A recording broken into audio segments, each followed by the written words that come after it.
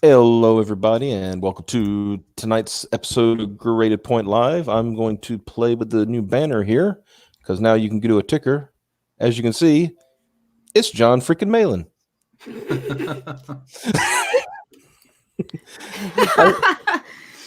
That's cool. They just added this ticker to StreamYard. Yeah, they just it was like I got the email like an hour ago that said they added nice. it to it. Yeah, so I thought that was really cool. Yeah, I'll have to look for that. Do you know if they added anything else or just a ticker? Just the ticker so far. Okay. Of course, they've been. I haven't been able to stream in so long. I don't know what they can do anymore. Gee, I wonder who could blame for that one. Some pie man. Yeah, no, it's my fault as well. I could have stopped them. Yeah. So you could have shut him down and like. Yeah. Seth, you're on time. Well, we're usually on time. It's usually Piper's fault that we're late. Yeah. Oh, I like that. Okay, the ticker and the thing can be on at the same time. That's cool. I like that. That's really nifty. I like that stuff. Yeah, learning new things as we go along. Yeah, I wish they could let you customize the size of these windows so when that banner comes up, it doesn't cover up everybody. Yeah. Yeah. So you can still. I also wish you could have a free rotate option because I think that's really good for Google Hangouts. So like, when we're doing like the Jack show, like you can get really good clips if you happen to have that person on full screen. Yeah. But if they're not, then it's a really tiny window, and then you're gonna have to blow it up, and it's gonna look like crap, to make a little clip out of it. Yeah, I don't know if you. Well, I can show it.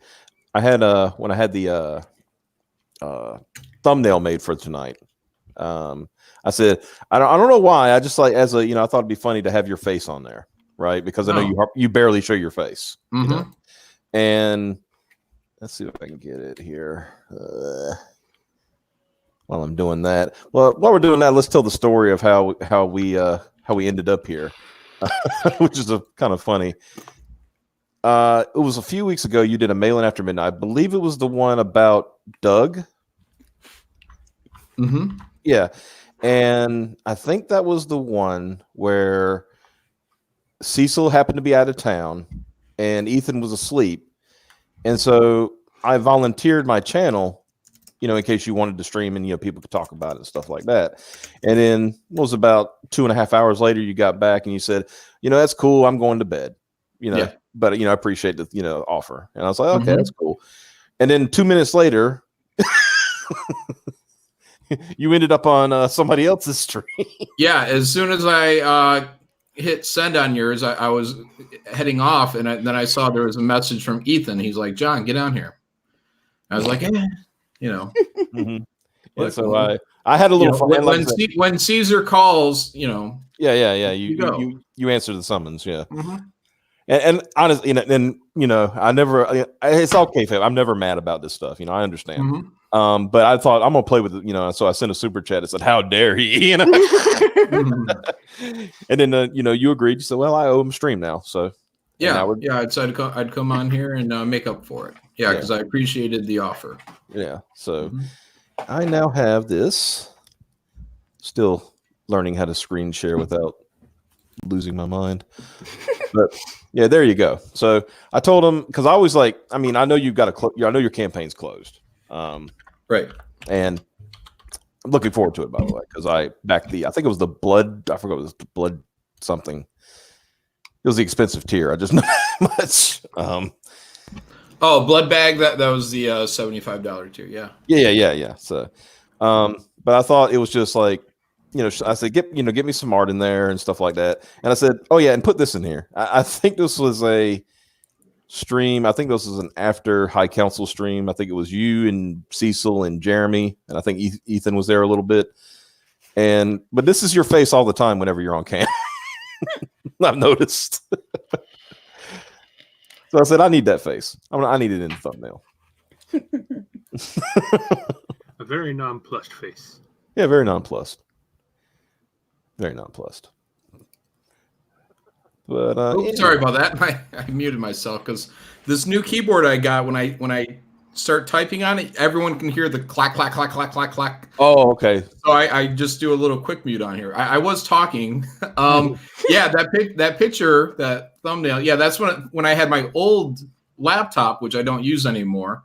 And now I have a webcam set up, and I'm about to debut that. But I have to make sure I got everything running. Like even this microphone set, everything I got my headphones running to my microphone.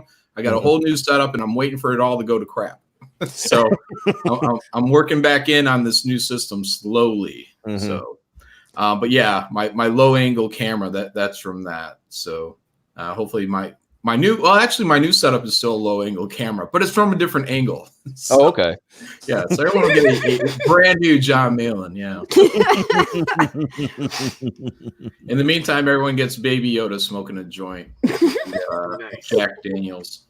Yeah, I remember when I first time I saw that, I think I laughed for like good 5 minutes. I was like, that's just funny. Yeah. Baby Yoda has become quite the phenomenon. I forgot. It might have been you who said it.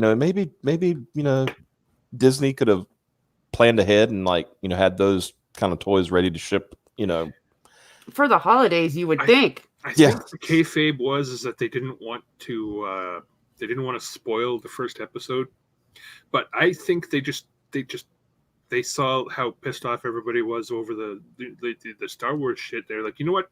Let's not even waste money making toys. Let's just back off from this and let's see what happens. They decided at the wrong time to stop preemptively making a bunch of Star Wars toys.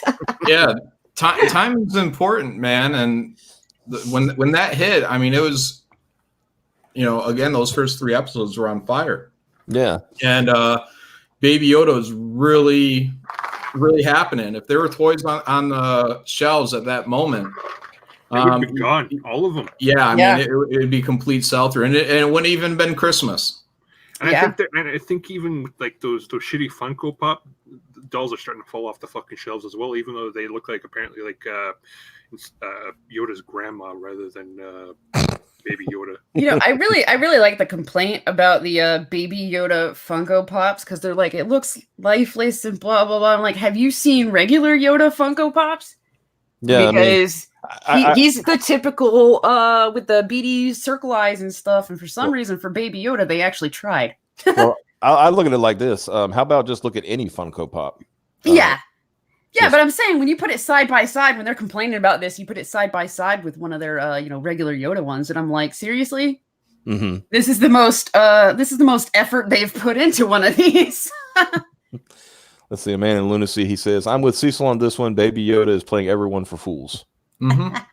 Yeah, and that was the point I was getting to, was that now that we're 5-6 weeks into the show, Baby Yoda is not. I don't think he's holding the popularity. So I mean, the last episode he even looked. I mean, he looked like a doll.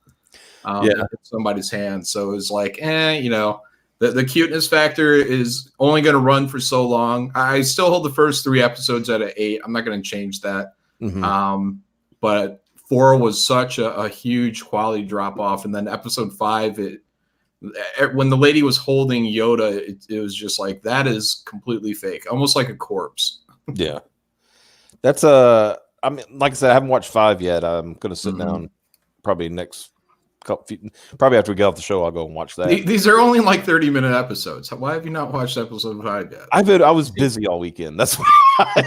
My problem with this is I don't trust media anymore. I don't trust it not to be like a waste of my time. And the first 3 episodes, I wouldn't say it would be a waste of anyone's time. Episode 4, and 4 and 5 are both filler, man. I'm very aggravated by that. Which is weird because it's only 7 episodes in the season. Yeah, so why are they already getting into? Yeah, it's like within 3 episodes in, and now we got to do some filler. It's like, wait, really? This is like when a fast food chain releases a new product and everybody actually makes it well the first couple weeks. And then they start skimping on the ingredients and they make them all crappy after that. Friend Caleb in the chat says, it's still funny that a literal baby puppet has more charisma than the characters introduced by the sequel. Right. This is not a lie. Should I have my soundboard out? Because I didn't. No, it's fine. Yeah. I feel like I'm missing out on some You quality. might scare away the guest. That's why I didn't. That's why I don't have it out. It would take a lot to scare me away. Oh, that's true. Yeah. Mhm. I've seen the streams you're on, so I know. Yeah. So speaking of streams, I've seen you've now conquered 2 drawing shows. Oh no. Oh, that's true. That's Yeah. true. I'm hearing there's some schemes and scams and some planning going on against you. Look, yeah, drawn and quartered. I completely ruled and ruined that apparently, and now it's back. It's back in some corpse-like form without me. I don't count any of these new episodes. I don't think any of the real fans do either. So it's just treading water at this point. Sad. The viewers definitely don't, because they're not watching. Yeah, and then I mean, look, I mean, we got the views up to I think 4,000 by the time I departed. 5,000 by the time all the shenanigans were said and done with. So we lost. Everyone lost interest. Yeah, and now it only pulls in, I don't know, like 1,500 views, 2,000 views, something like that. Mm-hmm. So it's right back to corpse status, which was what I was trying to prevent when I was on it. Yeah. And then War Campaign invited me on their show, which was Drawn and Backhold, and in 2 hours, I did what took me over a year to do to Mike, break him. Yeah. I showed, because Piper needed an overview. I said, well, I'll just show you, showed her your video on it. And, oh, yeah. I said, when you drive a man to start humping a teddy bear on stream. Oh, yeah. I was hoping. See, and I was getting all of this in reverse. Like the first thing I saw was like that one stream where he was mentioning it, and I was like, okay, gross. Then I see the teddy bear one, and then I see what caused the teddy bear one. Like I got it all backwards. Yeah. The teddy bear was something else. But and you know, even my Malin After Midnight episode on that, like there's still bits on there that were pretty good, and I had to leave them down because I didn't want my video to keep running long.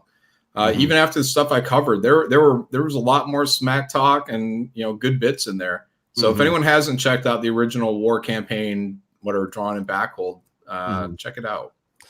So and it's funny because I'll get people, they'll ping me.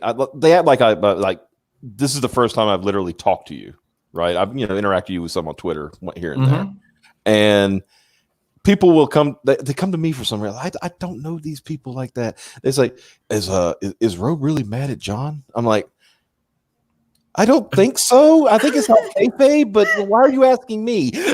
Yeah, I asked you.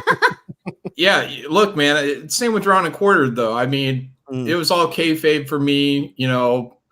Doing that as well is just trying to have a good time and throwing my contestants under the bus. So my competitors. As far as I know, look, I mean, I think everything is mostly kayfabe. It's one of these good humor things.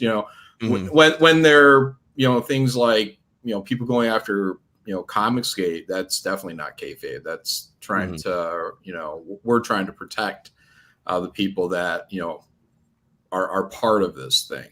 So so the stuff with Doug, Mike, when they say bad things, then that's 100% legit. But the this stuff, as far as I'm concerned, it's just for fun. I don't have any problems with Ro. I don't think Ro has any problems with me. No.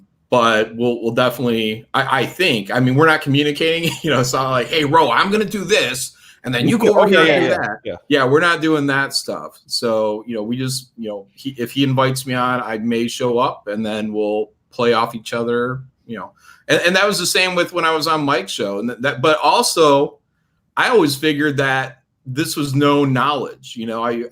Because again, from episode 1 of Drawn and Quartered, I threw my competitors under the bus.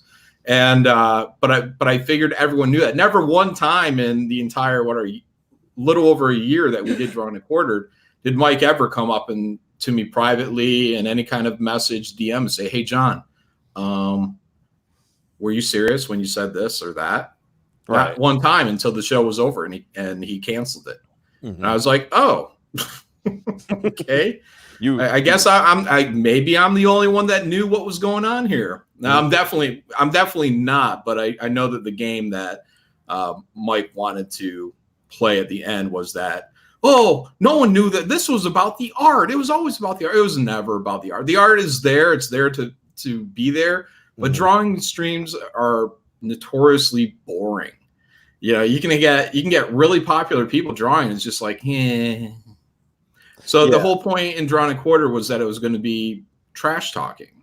Mm-hmm. And again, I established that on episode 1 when I told the audience that I think I said nobody on here cares about you but me. Right. Yeah.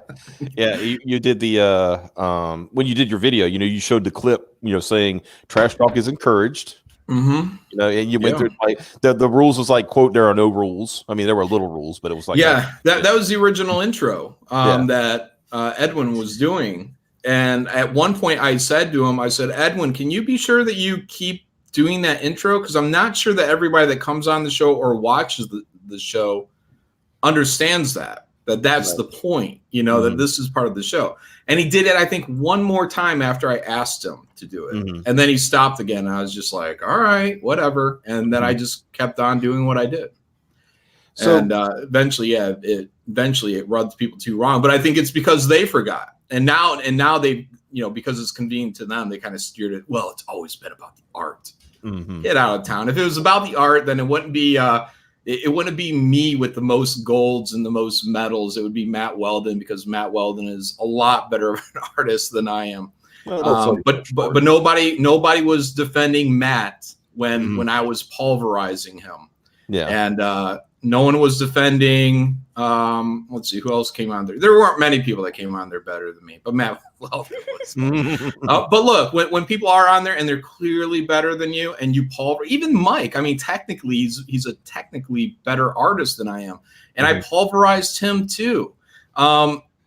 It's never been about the votes. It's about the entertainment value. It's about the trash talking, and that's why people voted for me, and that's why you could steer votes. And I think one time I said I would like so and so to win this one. Boom, they won it. And it's like it's about having fun. It's about entertaining people. It's the art. If it was about the art, you wouldn't be opening it up to just average people as some kind of voting system. You would bring in like a neutral party that would just sit in, and then at the end of it they would say, I deem this person to be fit because the perspective that they are implementing here is on point. The foreshortening is beyond par.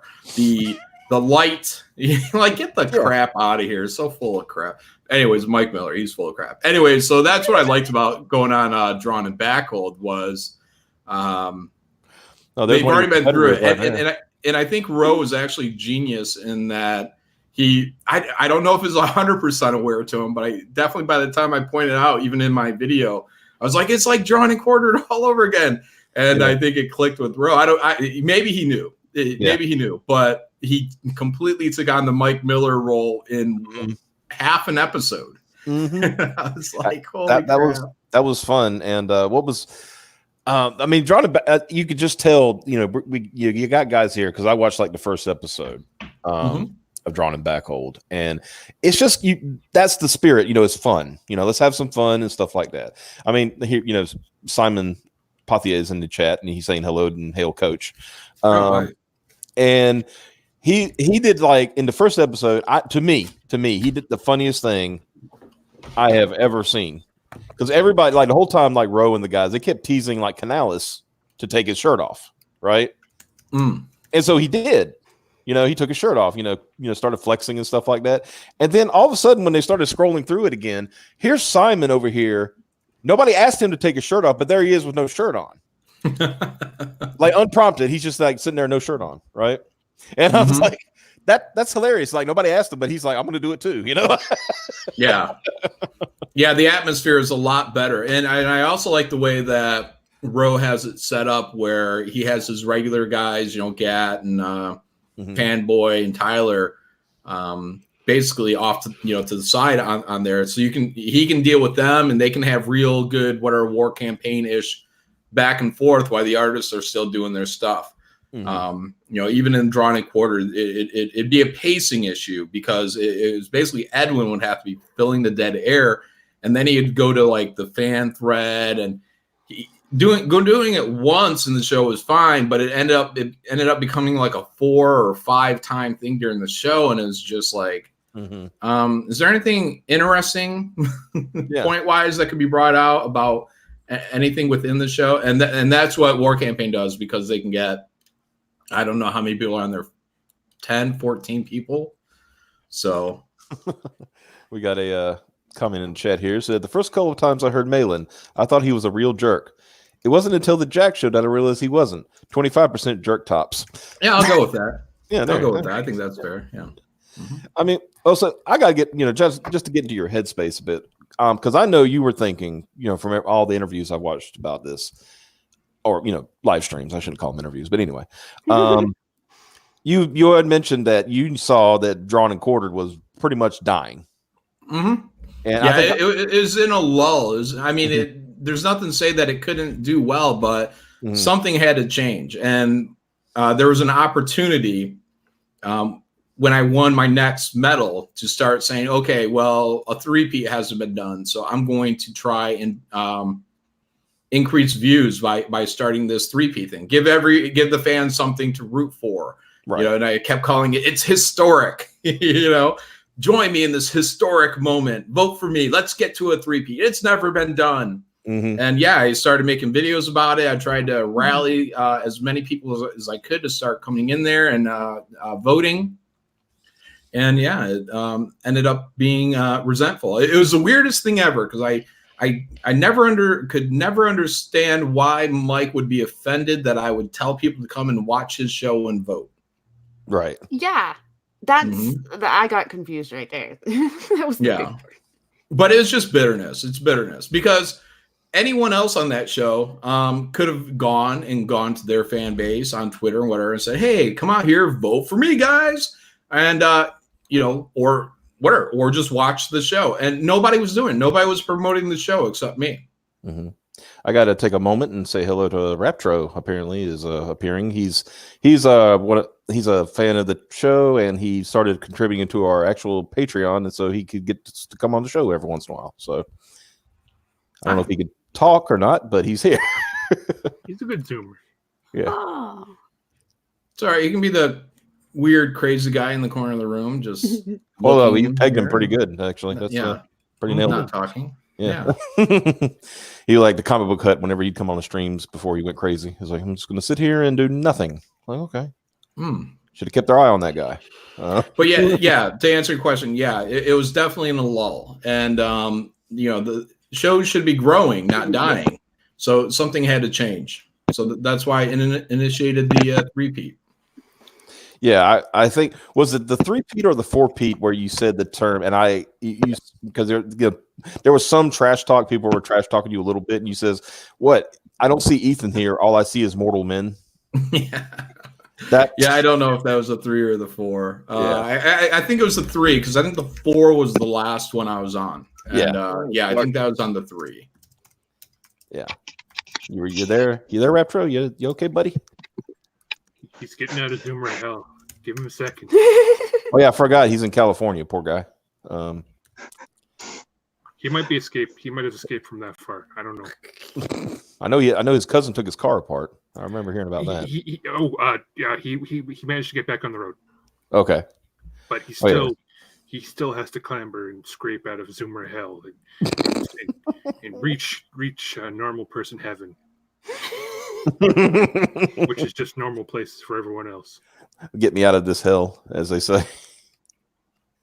But yeah, Man in Lunacy said they are now averaging 86 live viewers on D&Q since the relaunch.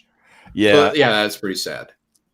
I noticed that it's been bad, and the auctions, which I guess that's another thing we found out during this, is that apparently they were wanting to use D&Q to feed the auctions. Those are falling way off. And Guys, I don't want to say I'm a rock star, but for for D&Q, if you don't have me talking trash, you just have a drawing stream. So you have to have somebody on there that's going to be entertaining. But they're afraid that if anyone stepped out and started becoming the trash talker, that Mike would turn on them like he turned on me once they start becoming popular. So because I think it was the episode after that, where they had Doug and his intro. Yeah, that was the relaunch. Yeah, the relaunch. Yeah. And I think they had one people from the fan edition on there, and they were giving pretty good trash talk. Are you talking about the girls? Siege? Yeah. Mm-hmm. She was doing a little bit of trash talk, but you notice that it was like quickly being shut down almost. Mm-hmm. The nervous laughter was like, yeah. Don't laugh too hard. That's just it, man. Once you start a precedent, you're putting out a big signal to everyone else that comes on your show that's like, everyone be careful with Mike. He might flip on you. Yeah. So. Mike, Mike is one of those, friends that, when you hear they've done something, you just kind of rub the bridge of your nose afterwards. He's like, yeah. Yeah. Mm-hmm. Sounds like Mike. It's like, I don't know if you've been keeping up, but, about his mod Hikaru. Hikaru? Yeah.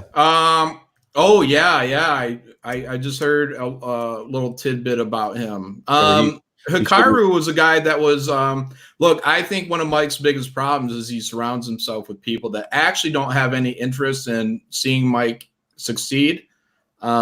They just want to have maybe they're really big comic fans and they want to have a pro that is all theirs. So they want to whittle down the amount of fans and friends that person is going to surround themselves with. Am I coming through now? Yes, we can hear you now. Yes. Holy shit. Okay. I'm in LA. Oh, okay. Fucking went to the Rams game last night. Had a graded 0.5 sign. We were going to get it on a camera. They confiscated it. Oh, wow. Why? We are controversial. I don't know. I don't know, man. Fucking. Wait, you said it was LA? a shit game anyway. You said LA, right? This place sucked. Wait a minute. Smiller's in LA. No, he's in San Diego. Oh, never mind. I was in San Diego. I was in San Diego before this, and now I'm fucking here. And I saw a gang shooting, and this place sucks, and I don't want to be here. Poor fella. Oh, crap. Did you get your car fixed at least? No. So it's an entire fucking debacle. It costs more to fix it than it was to just keep it running. Oh Lord! Before they took it apart. Oh. And now all of my stuff is shipped, and I'm gonna have to wait for a plane to get out of California. Oh my, that sucks, dude. I'm sorry about that, man. Not your fault. I'm gonna commit a gang shooting in Minecraft if this keeps going on this way. Yeah. Let's see. Man of Lunacy has a comment. Hikaru definitely has whittled something down. But anyways, yeah. So Hikaru is someone that was moderating on his channel for God knows what reason. Highly abrasive. Really great at making people not want to be participating with Mike's show at all. But I don't know. He was Mike's hammer, I guess. And now, as I understand it, he's allegedly sent a picture of his own penis to who was it? Who was it? It was Pan. Oh, Panboy. Yeah, okay. yeah. Mm-hmm. Yeah. So great job, Hikaru. Great. Yeah. Are you sure he was the hammer? That picture's been making the rounds. I don't think that's not description. It's one of them little, little baby tack hammers. You just. It's a ball peen, yeah. Yeah, a little ball peen, yeah. But no. I haven't seen an unedited photo of it. The only one I saw had somebody's head attached to it. Yeah, I saw. So I can't actually say what the size was. But it doesn't matter. It doesn't matter. It could be It could be a monster hog. It's still. You still showed your ding on. Yeah, somebody. like yeah. What's wrong with you? Are like dick pics the middle finger of the internet now, or what? Well, I don't know. That's No. What? They're more like an attempt to say hello by really, really awkward men.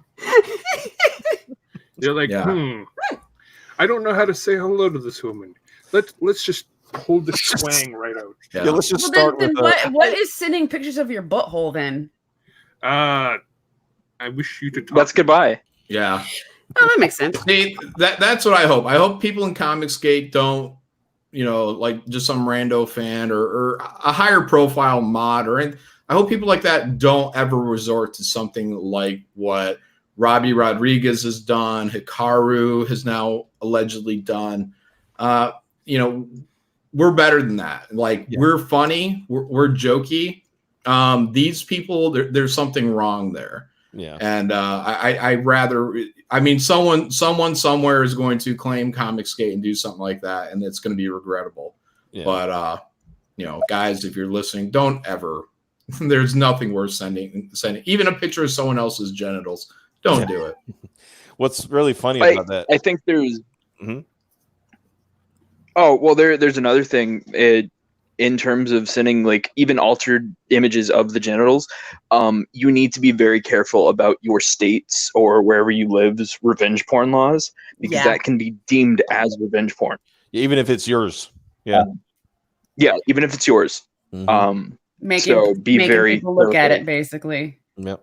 Ooh. You could get arrested for, sending your own dick pic. I don't get why this Hikaru dude or whatever isn't embarrassed. Like, why would you show people that? I don't think he has any shame at all. Because during the dust up with Drawn and Quartered, I remember, John probably remembers too, that he got so upset with John here that he ripped up his Graveyard Shift and Jawbreakers comics. Oh, I wasn't aware of that. Yeah. He wrote on them first. He wrote it like on a Sharpie, like a put his name on them and then ripped them to shreds. He's like, yeah, I'm going to show him. I was like, yeah, you showed them that you just ripped up $50 worth of comics. I mean, like, I was gonna say, like, you clearly already bought them, so who cares? Yeah. So I don't know. I get, Hikaru might have wanted to be on my radar more. I don't know. Sorry, I don't have much time for Hikaru. Yeah. So yeah, I don't have problem. I don't really want to deal with people who wants to. I didn't even notice this person until he tried to jump into the stuff that was happening to me and just saying stuff that made zero sense. Yeah. Piper he just jumped in to say things. They weren't. I don't think they were insulting or anything. It wasn't like he was in the fight. He was just tweeting stuff. Yeah, Piper got she got dogpiled by the cherries last week. Okay. Yeah. And they basically she made the grave mistake of retweeting somebody from War Campaign. And so that automatically made her War Campaign in their logic. Right. Yeah. And so, so it's okay to harass and, all that stuff. Yeah. So I'm a cool target. I'm an okay target or whatever the hell. I mean, that really showed me a lot about the cherries. Like, yeah. Well, that's more than anything. Because I don't have time to background check anybody I retweet. Yeah, exactly. I don't pay any attention. Like if someone says something funny, I might retweet it. Yeah. So anybody trying to hold you accountable for something, it's ridiculous. Someone is trying to hold me accountable for a joke I made about what was it? So I say pretty outrageous things, but I say them because they're so outrageous no one could possibly ever support the idea, and that's what makes it funny. And I said that we should nuke Japan every December 7th annually. And someone's like, hey, I don't, my family was marched to death by Japanese, but I forgave them. And I'm like, well, I don't really think we should nuke him. He wanted an explanation, and it's like there's no explanation to give, man. It's a joke. Like if someone came up to be president today and said, I think it's a good idea that we nuke Japan every year with a nuclear bomb. I'd be like, yeah, I'm probably not going to vote for that guy. Yeah, it might be. Yeah, it's ridiculous. But anyways, so yeah, that's just it. You go out of your way to try and be offended by something, just so you can start putting yourself into that person's life and time. Right. So yeah, it's a weird mentality.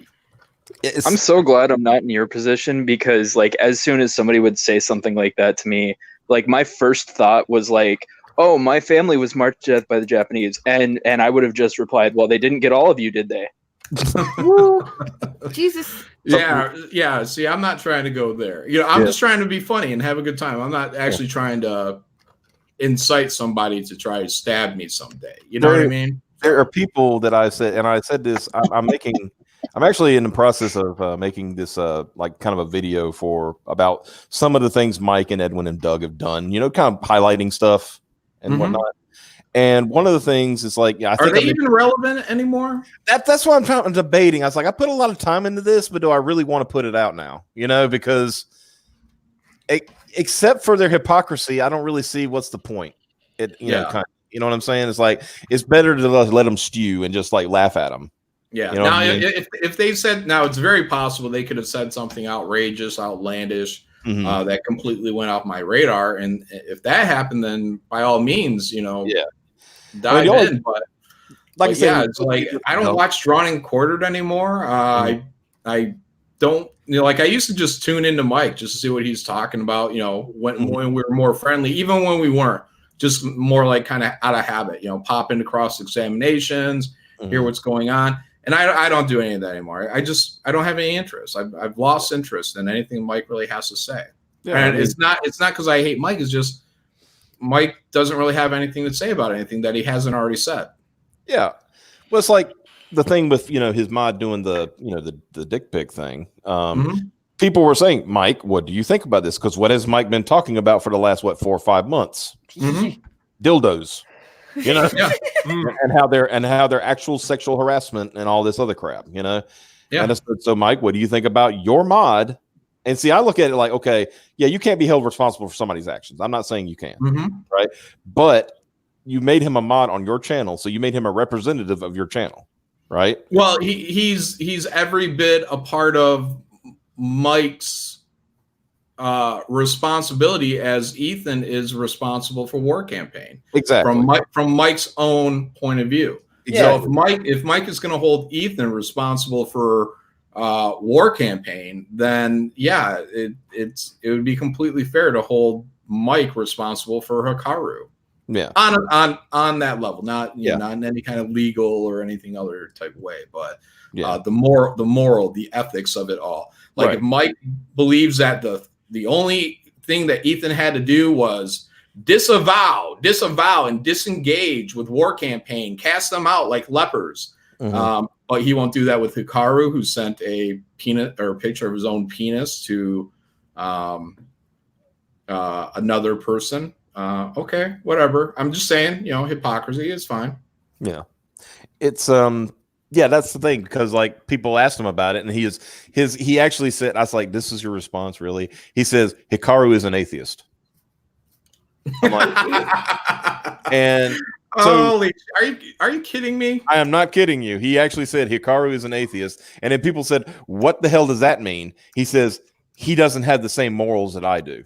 I'm like, oh, okay. So War Campaign can do whatever they want as long as they're all atheists too. What the? That is so fucking retarded. Yeah. Oh my god. Did he 100% just pull a holier than thou? Yep. Yeah. Yep. All right, Oh my you need to make that video, and okay. you gotta let me see it when it's done. If there's anything interesting in there, I might have to do one of my own. Yeah. But that is. And the thing is, the video I started was all about, you remember the Comicsgate poll. That was yeah. That was the only reason I was going to make a short video about how his poll was dumb, right?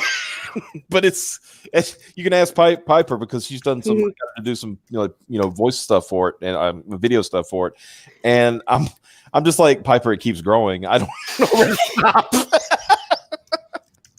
because they keep doing dumb things. Because, like I said, Mike said, Hikaru's an atheist, and apparently he did demod Hikaru. He removed his modding, which That's like a slap on the wrist.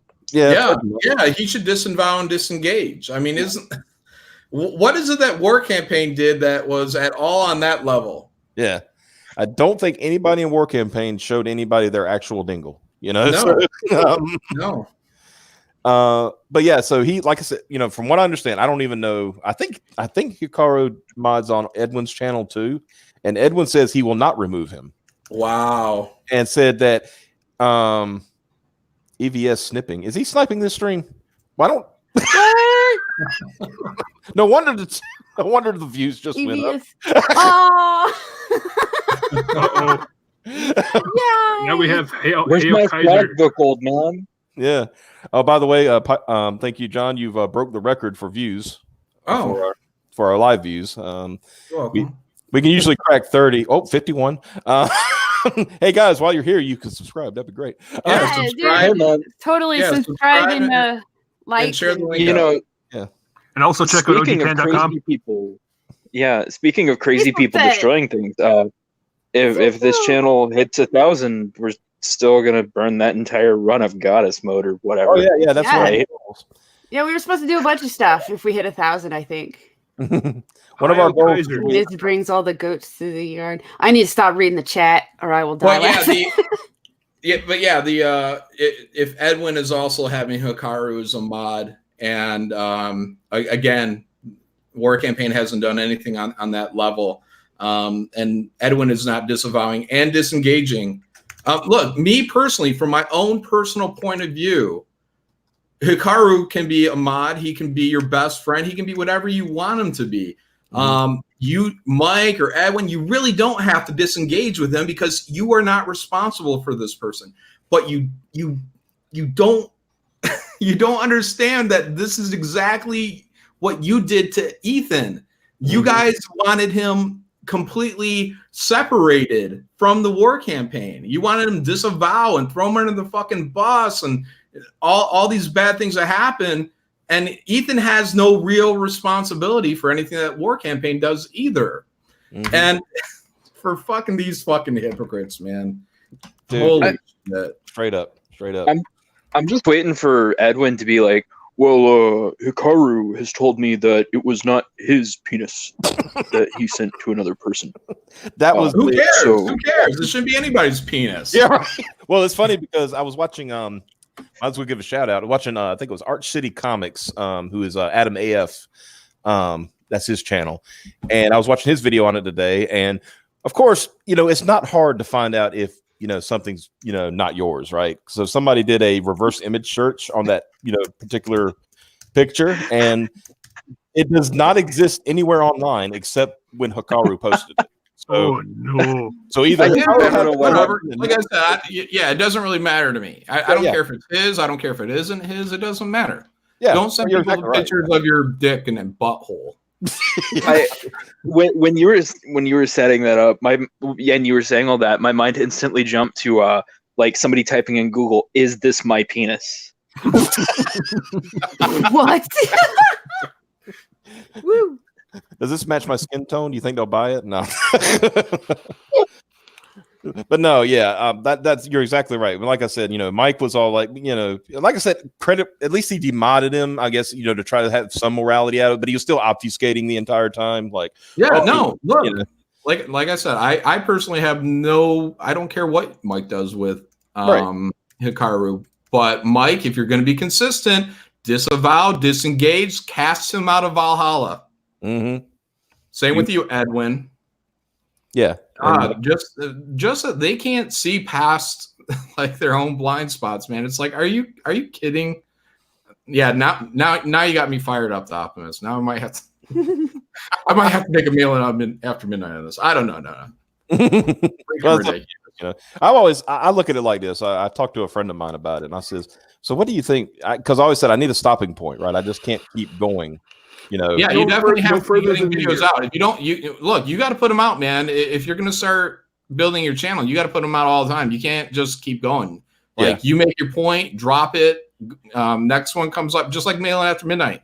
I can't necessarily just do one every week because I need something worth talking about. I feel like if I'm going to put in the time, I want it to be each one a interesting piece. But yeah, you can't just keep adding and adding and adding on a video that you never release. And not to mention, you don't want a video to run too long. You don't want to go, 30, 40 minutes. Like, unless you got something really special and there's really a demand for what you're about to lay down on people, you don't want to go more than like, probably 20 minutes. Yeah. Yeah. And you need like a catchy name. That's like true. Mail them after midday or something like that. Graded after midday. Yeah, there you go. We don't steal IPs or anything around here. We don't do that. No, look, I didn't even come up with Mail After Midnight. It was someone in one of my chats. Your fans will name your shows for you. Jack Show, like I didn't come up with that either. Someone in chat did. Mm-hmm. Mm-hmm. Yeah, somebody. It just disappeared, but somebody pointed out that Mike has more subs than you. I was like, well, if that's the contest we're having, I mean. Yeah, I guess. Well, Mike's always had more subs than me. Guys, look, even when I had live streaming ability, I hung out on Mike's channel. Yeah. Like that's where I was like for, I don't know, when Mike became part of Comicsgate, I hung out on there for like, I don't know, 6, 7, 8 months straight. Like I wasn't really going and building my channel till about, I don't know, that 6, 7 months later. Mm-hmm. So, yeah, I always was on there because it was easy. It's a lot easier to just hang out and be part of someone else's conversation than it is to sit and host. When you're hosting, you got to work the muscles, you got to keep the conversation going, navigate everything. So yeah, I was over there. So I accept my part in building Mike's channel, and by also neglecting my own. But yeah, I'll pass him. I'm not really worried about it. But it's the quality. It's the quality of those subs. Just like Mike said, if I had 4,000 subs and each one was a backer, look, I have less subs, but I have a shit ton more views because I'm more interesting. Yeah, yeah. It's all about the when you're going after the algorithm, it's about the views, right? No. It's about the views. It's about your likes and dislikes, and even dislikes help you in the algorithm. So. I've always said if the haters want to say algorithm stuff is fine, but look, I mean it's being able to get people's attention. So when you have, one, if your object is just to be a YouTuber, that's fine. And you want to grow your channel, that's fine. Mine is also, publishing comics. So I got a pretty good quality of subscribers for when I launch a product. So that's really cool. And I appreciate everybody that subs to my channel and all that. Mm-hmm. But I got 6,000 people, but my last book was 2,300 backers. So that's freaking awesome. Mike had, at the time, I didn't have that many backers. Mike, when he launched, Mike can, even with more subs, can only do what I do. He can only raise what I raise. Yeah, I see y'all, y'all pretty much are on equal footing, even though I think that like with you'll see that footing crumble on this next one, my friend. Don't worry. The next Lone Star, I predict, look, if you guys want to back Lone Star, by all means, go ahead. Again, I really don't care. Mike wants to wag the judgmental finger at everybody and tell everybody who they can hang out with. And, I'm not interested in that. I'm not interested in telling you guys what to buy or whatnot. But the next Lone Star, I believe, is not going to do very well. And we'll see. We're going to see. And I believe that the next Graveyard Shift is going to do as well or better because the audiences are still growing. Comicsgate audience is still growing. Mm-hmm. It's not just an independent audience that is growing. It's the Comicsgate audience is growing. Exactly. And that's where people are coming. And when you take a big dump on people within Comicsgate, and your right-hand man, Edwin, is also doing that as well with all this little cult talk. And we'll see how well that does for you. Guess what was a big part of that video talking about cults? That was a huge. I mean, for that, I focused in on that like a razor. I was like, that. Yes, you because what bugged me about the poll, I guess I'm gonna get into this now. What really bugged me about the poll is the way it was aligned. What was it like? Yes, I'm CG only. Yes, but not CG only. No, but I believe in the ideals. Or no, it's become cultish, right? Now, what was funny about that is all the time they were saying, "Oh, we're not talking about Comicsgate. We're talking about War Campaign. War Campaign's cultish, right?" They're the cult. They're the ones, that are ruining everything, blah, blah, blah. I was like, then why was a poll specifically about Comicsgate mentioning cults? Yeah, because they want to blur the line. Right. That's what I said way back when, too. I said, look, if you want to criticize War Campaign or Ethan or myself, that's fine. If you got a problem with any one of us or anybody within Comicsgate, have a problem with that person. 100%. You want to call War Campaign a cult, they're going to laugh it off, But that's not going to give you the reaction you want. So you're going to call Comicsgate a cult because that's going to blur the line between War Campaign, Ethan, maybe myself, and anyone else who may try to associate with Comicsgate. Right. So, it's a lot more damaging, and you're going to burn a lot more people by saying Comicsgate. And that's why I believe Edwin and Ethan decided to do that. Well, not me. I mean, I didn't. You mean Edwin and Mike. Yeah, is that what I said? Yeah. There we go. Hi, Fizz Giggity. Hi. Hi, Chief Justice Optimus and Eva Bob and Raptro. And hello, my friend John. Ethan, I was gonna pop on your show, but I had this date with Optimus because I dumped him for you last time. But you had such a great topic. I was like, man, I wish I could get on there and talk about those Lunar Brothers. That was fun. I didn't realize how much fun that was going to be, but going through that shit was hilarious. But everybody's like, you got to go over and see Jon Malin on Creative Point 5. He's roasting him right now. I mean, he's roasting Mike S. Miller and Edwin and Hikaru. And I was like, oh, let's stream snipe them. So I hope you guys don't mind. We did pop in. I'm definitely appreciating the views. Trust me. Yeah, I think we got you some thumbs up as well. Yeah, if they can subscribe, that would be great because that's our holdback right now. I remember when John stood up. It's good to see John making good on that. Yeah, I mean, but yeah, I'm learning some new stuff about the Hikaru situation that I wasn't aware of. I only heard about the penis stuff, but I didn't know that Mike and Edwin were actually not disavowing and disengaging from Hikaru.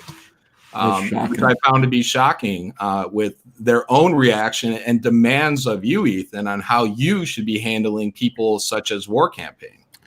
Yeah, but here's the thing. If War Campaign was actively showing people their actual penises, I probably would disavow them. I think that crosses a line into something that's actually sexual harassment, probably criminal. And therefore, if that were what War Campaign were doing, then I would have to say, look, guys, beat it. And a higher level of perversion. So Edwin and Mike with their high mountain, like where do you stack, sending pictures of actual genitals to another human being versus a picture of you with, some fake clearly photoshopped dildos, rainbow dildos floating around your head. Yeah, like they're doing it when War Campaign does it. They're doing it in the ancient Roman tradition of the people criticizing the upper classes. In ancient Rome, because they are War Campaign. In ancient Rome, when a public figure got too haughty or out of line, the people would draw graffiti all over the walls near their homes of them sucking penises, this and that. That's just, you can find graffiti of that even to this day. You'll be able to find articles about it and everything. That's just the way it is in ancient Rome. Go watch the show Rome. They do that in the intro, right? Right. So that's just traditional. It's not literal. It's kind of like, look, we're punishing you, public figures, for getting out of line and behaving in a way that doesn't please the people. So they do it with rainbow dildos, and they'll say you get 30 days of dicks, I think they call it, and every day there's a new meme with you and a rainbow dildo near your face or something like that. Yeah, it's no fun, but it's a good way to say stop being an a-hole. It's like that's your internet punishment for being an a-hole. I don't think it's a reason to disavow the fans. The fans are allowed to behave however they want. However, if there was a fan in my community that was actively sending dick pics to anyone, unsolicited, that would be a serious problem. Yeah. Most definitely. Yeah, It is completely different. That is making people look at your actual genitals or actual genitals in general, as opposed to just a toy. Yeah. I thought it was a picture of Mike at first, and I was like, oh, wait, that's your penis. But the reason why I thought that was because somebody posted, in order to repaste that image, they posted Mike's face over it. Yeah. That's one I saw, yeah. Yeah. Yeah, but I thought that's what they sent out. Version, if he's erecting that, man, I feel bad for him. I guess, because you can still tell that's just he's not packing anything. I don't know why he would show people that. He should be embarrassed. Yeah. Well, it's not about Fizz Giggity. It's not about sex. It's not about anything like that. It's about power and hatred, and that's why. Wasn't that Oscar Wilde who said that? Like, What? sex isn't about sex, it's about power and whatever else. No, well, I mean, that's what sexual harassment is. I mean, it's about something else. So it is shameful. Terry says Hikaru has a tiny peen. And Mandy says, well, I'll just put it says, yeah, like I said, a girl was underwhelmed. Yep. Yeah. Yeah. The ladies have weighed in on their decision, and they say that they were not impressed. And Hikaru hasn't done anything specifically to me, so I'm not just trying to be mean. I'm being honest. Yeah, and that's another thing though that you have to deal with, especially with people that run anonymous accounts. So I mean, you can shame Hikaru all day long. At the end of the day, no one knows who he is. He can just slip out of that identity and hop into a new one. Yeah, that's the benefit of being Hikaru. You can be a piece of shit and disappear. Put your name out there, Hikaru, then start sending around your dick pics. And maybe we'll at least have respect for you, I guess. I'm just going to say that the day that Hikaru sent out a dick pic was the most important day of his life, but whoever received it, it was just a Tuesday. Yeah. But before we bully the man too much, Hikaru, we don't even know it's a man. We don't even know it's a man. It's an anonymous account. True. Yeah. Okay, yeah, before we bully this entity that sent its penis out, Hikaru, it could be his brothers. Yeah, I don't know. It could be his dad. I don't know. If you ever consider committing Japanese number game in Minecraft, please, there are phone numbers out there that can help you. There are people who care. That's not the answer. If you ever feel inclined to do that, know that there are people out there who can help you. We care. We want to hear from you, and we'll talk to you. Yeah. Somebody said Hikaru is Yellow Flash. I heard. I don't think so. No, it wasn't that yellow in the Flash. No, Yellow Flash wouldn't. He wouldn't do stuff like that. The Flash is too sick. No, that's just perverted, man. It's too far. Yeah, but we're not too far for the Christian Coalition over there. Yeah. Well, Hikaru is an atheist. Well, yeah, he's an atheist, so we don't have to. Yeah, so that makes it okay. He doesn't have Mike's morals, so it's okay. So yeah.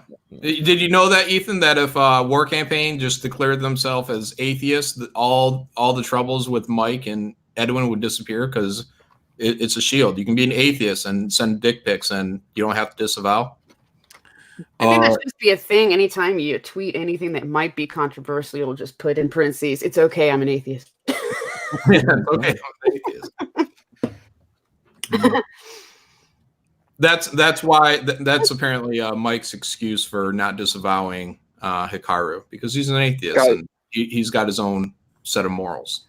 This is just like I cannot remember the name, the Oppression Olympics or whatever the SJWs have set up, where it's like, oh, well, you're this, so you can get away with this, this, and this, and it's just, oh, you're an atheist, so you're not held to the same standards. It's fine. Oh, it's something of the stack. The progressive stack is what they call it. That's it.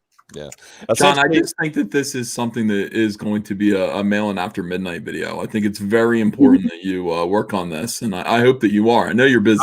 I'm considering it now, because at first I wasn't that interested in. At the beginning of this conversation, I wasn't that interested in doing any more videos on Mike, but the more I hear about how he's dealing with Hikaru, yeah, it's burning my blood a little bit. There's a lot of hypocrisy going on. Yeah, I expect better from Mike and Edwin after what the hell that they've been putting you through with War Campaign and holding you to such a high standard that they won't even hold themselves to. After the fucking moralizing that they have done for what 4 or 5 months about how, you know, and especially accusing Ethan of he's sending his fanatics after me and, you know, all this shit. Congratulations on 800 subscribers, graded 0.5. You are cruising right now. Holy shit. I know. I'm sitting here. I'm like dancing around in my seat, like all excited. We might get monetized before Christmas, lads. Right? That would be perfect. It's a real Christmas miracle. We'll get up. Right? For rolling out our new stuff, yeah. so that'll be great. And all it took was to get Malin fired up. Yeah, well, you know, I've been, you know, getting my book and all that stuff in order and getting all my print files ready right now for supplemental U.S. Assassin, and been real busy this week. So yeah, the Hikaru stuff was kind of I just knew the tip of it. Not the tip is basically all of it. I only knew the tip. I only knew that he sent a dick pic, and but I wasn't really following up on what the reaction was. So I'm glad I'm being informed now. Yeah, he's got the full thrust of it. Yeah. My good friend Caleb, who's Venezuelan, everybody help him get out of Venezuela. He said, if Graded Point 5 gets 1,000 subs, I will drunk sing. Just ask Optimus about my lovely voice. He has a very lovely drunk voice. So great. y'all would love that. That would be great. Now where is he? The chat is actually moving too fast for me. I know. I was gonna say, well, holy crap, I'm actually losing. Breezy over here is like, okay, I can click this one from like 5 minutes ago because it's still in the chat. No, that ain't happening tonight, apparently. We lost. But yeah, the Mike story just keeps writing itself. I mean, he can't stop himself from holding himself to his own standards. It's just, and now he's just giving himself the shaft. Yeah.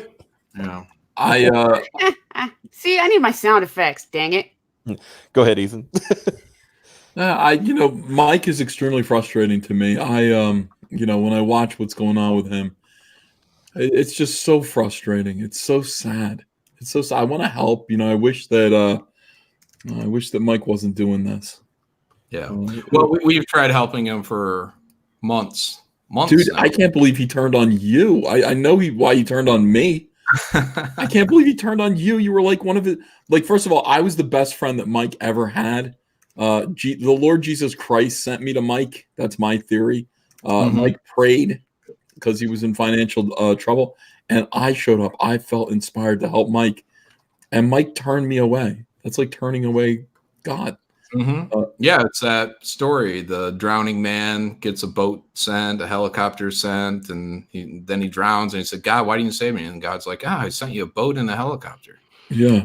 And then, but see, you stuck by him. Like, I was like, I don't know, John. I think there's something fishy about Mike.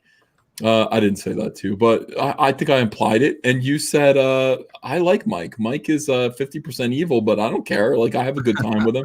I'm going to go hang out with Mike until Mike turned on you, and for no good reason. I mean, no good reason at all. Yeah. Because you were winning his contest. You kept winning his art contest. Sorry about my voice. It's like I lost my voice. But you kept winning his art contest and then bragging about winning his art contest. And that was enough of a reason for him to turn away one of the most influential and best art friends that he had. Yeah. That seems so petty too. Like, how did he think he was going to look good in that situation? He doesn't care. Mike doesn't think anything past Mike, and that's why he's gonna likely have a pretty terrible year in the next year. So I hope he doesn't, but I want his family to do well and his family to be safe. But I think he's burnt a lot of people now. Katawini said EVS is going through puberty voice. That's why I laughed, not because Mike was going to have a terrible 2020. That's not Yeah, funny at and all. then think about that too. Think about the people that are still surrounding themselves around Mike. A lot of them believe they've surrounded themselves with Mike because they thought that Mike held moral high ground. Now, what are they going to say? How are they going to claim Mike has moral high ground when he's not holding himself to the same standard that he was wagging his finger at Ethan about? They don't care. No. I think the people who actually believe that they were sticking with Mike because of his moral high ground, I think they do care. I think they care a lot, and I think that they're going to leave as well. That might be why he's only getting 86 views now on Drawn and Quartered or whatever. God, really? Well, that's true. If they really do care, the ones that say a lot of the ones that say they care. Yeah, but you don't understand. Mike is shredding his audience. Mm-hmm.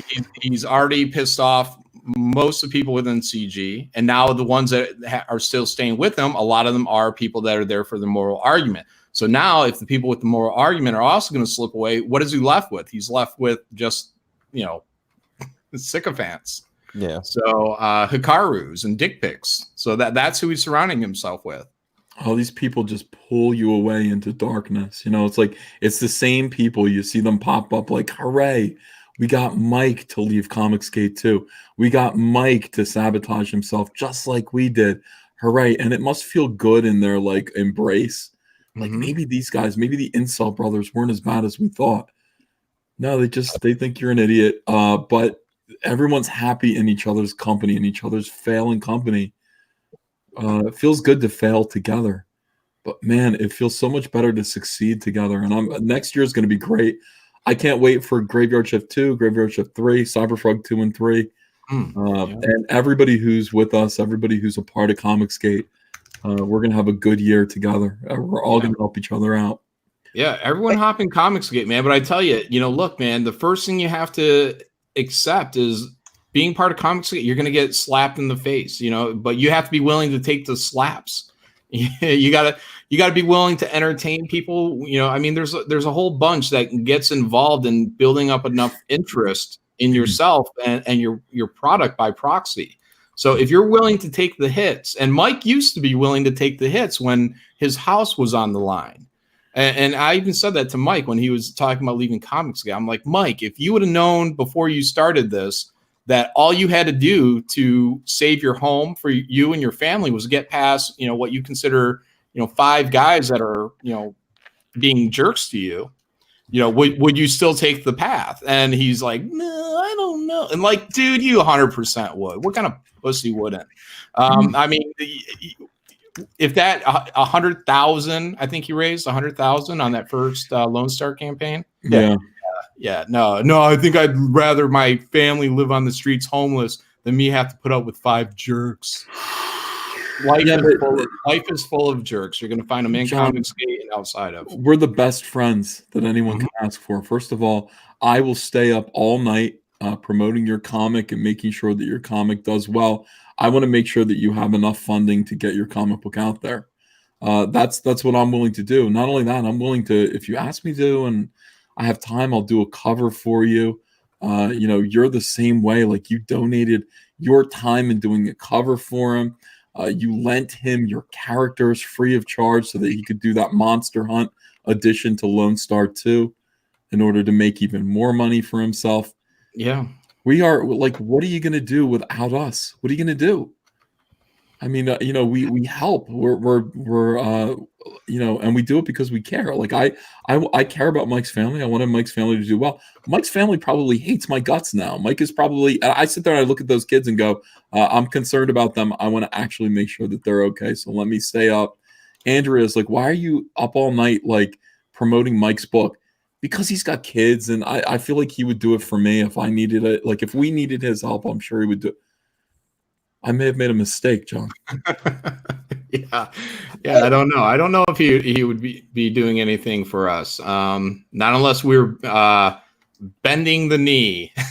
So yeah, I never asked anyone to bend the knee to me either. And all of this stuff it's so insulting. Like, it's just it's awful. It's just awful. So and there are people that would just kill to be able to have the spot, the attention that you put to Mike, and Mike just didn't appreciate it one bit. It's odd.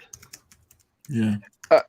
You know, Ethan, I wouldn't say you made a mistake. I genuinely believe, like, even with how Mike turned on you, that like you still did the right thing. It's just You exposed you know, his I character don't. more than any harm came to yours. Yeah, well, it's not even that. I don't bring up my religion very often, but I'm a Catholic myself, and I hate the way Edwin and Miller and everything, like, it really feels like they're using Christianity as a shield for, you know, to block any criticism, and it really sucks that like they essentially taint like any religious people in Comicsgate with how open they are of like, oh, look at me, I'm a Christian, and then we're gonna ostracize an entire group of people. Like, that's fucked up. Yeah. I think they taint themselves. I think, you know, myself, I'm sure Ethan, you know, we know most people in the Christian community, all religious communities are normal, healthy human beings. Mike and Edwin are hypocritical pieces of shit.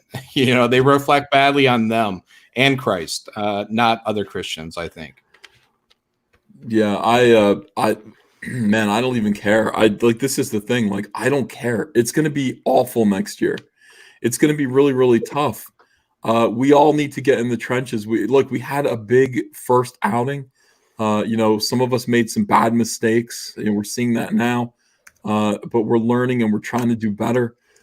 Next year is going to be a big year for Comicsgate, and it'd be great if everybody were together, working together.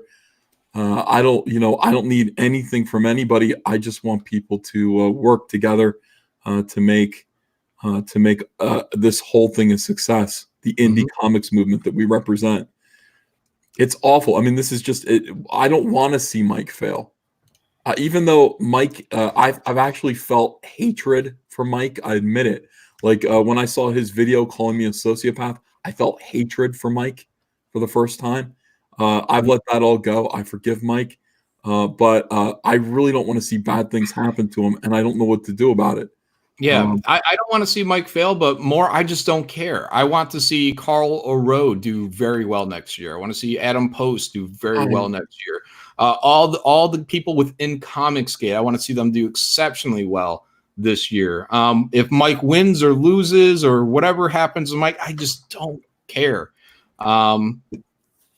Micah Curtis, I want him to do very well. Yeah, good. I'm glad to hear that. I kind of want to see Mike fail after this weekend, but maybe I'm just still a little salty about all that. No, we don't want to see like that. Failure means homelessness. Yeah, failure means hungry family. I can't do that. Like there's nobody I hate that much, and Mike's done enough to me. Mike is actively trying to ruin me. He's trying to turn people against me. He's trying to make people hate me. Him and all his friends. And that's what I get for helping him. I don't want to see Mike in trouble. I don't want to see his family in trouble. I can take all that. I'm very blessed and fortunate, and you are too. I don't know. I hope he comes around. I'm gonna be honest. Like, I don't know if you and John saw what happened with me and those guys this weekend, but it was some bonkers stuff. Like, they just tried. Those guys. Who's that? The whole anti-CG crew. Oh, yeah. Basically, they took something that I said on War Campaign out of context and tried to say I wasn't a Christian because of it. And yeah, bullshit. Yeah, I got. Needless to say, I got pretty heated about that. I would imagine. Goodness. Yeah. I just want to let everybody know that Micah had to kill Raptro to get in here. And yes, Raptro is dead. Fight to the death to. He murdered himself. To headline in the newspaper tomorrow will be man destroyed by gorilla. Yeah, or fake raptor destroyed by.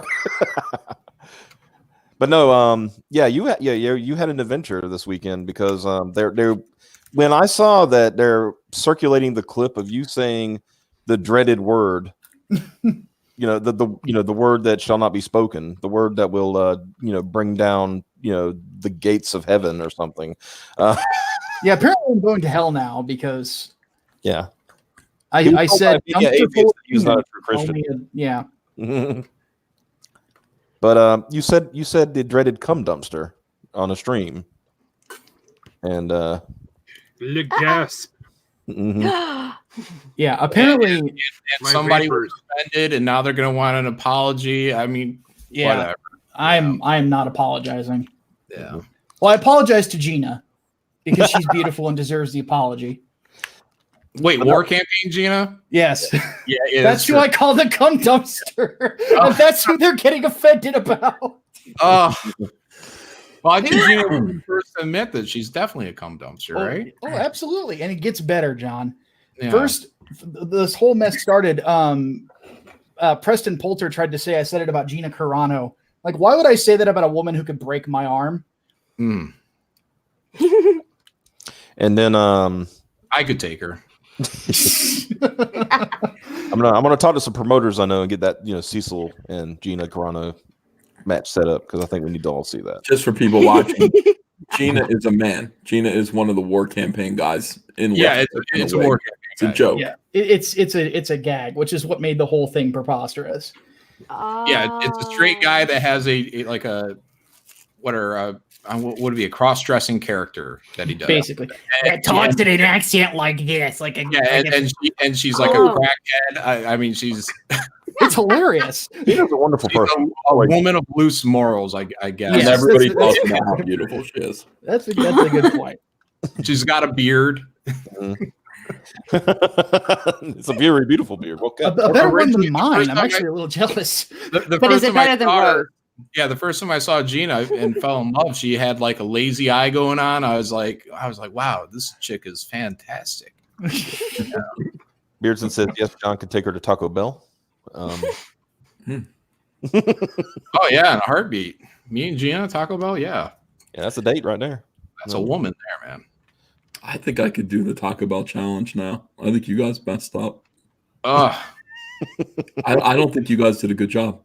What do you Yeah, I think, don't Mel? either. Well, next, if we do it again, we'll all have to have the same meal, and definitely don't have sour cream on your tacos. I think No. I like the strategy. I like that you get to choose whatever you want because that's part of the game. I looked at the menu and I was like, no, I could figure this out. I could get 4 items probably for $30 and I could do this. Yeah, but then because you could have gone and got those like I think there's cinnamon wafers and stuff, but that's not really the fun. Next time, if I do it again, if I'm involved again, everyone will have to eat tacos, and whoever gets the most wins.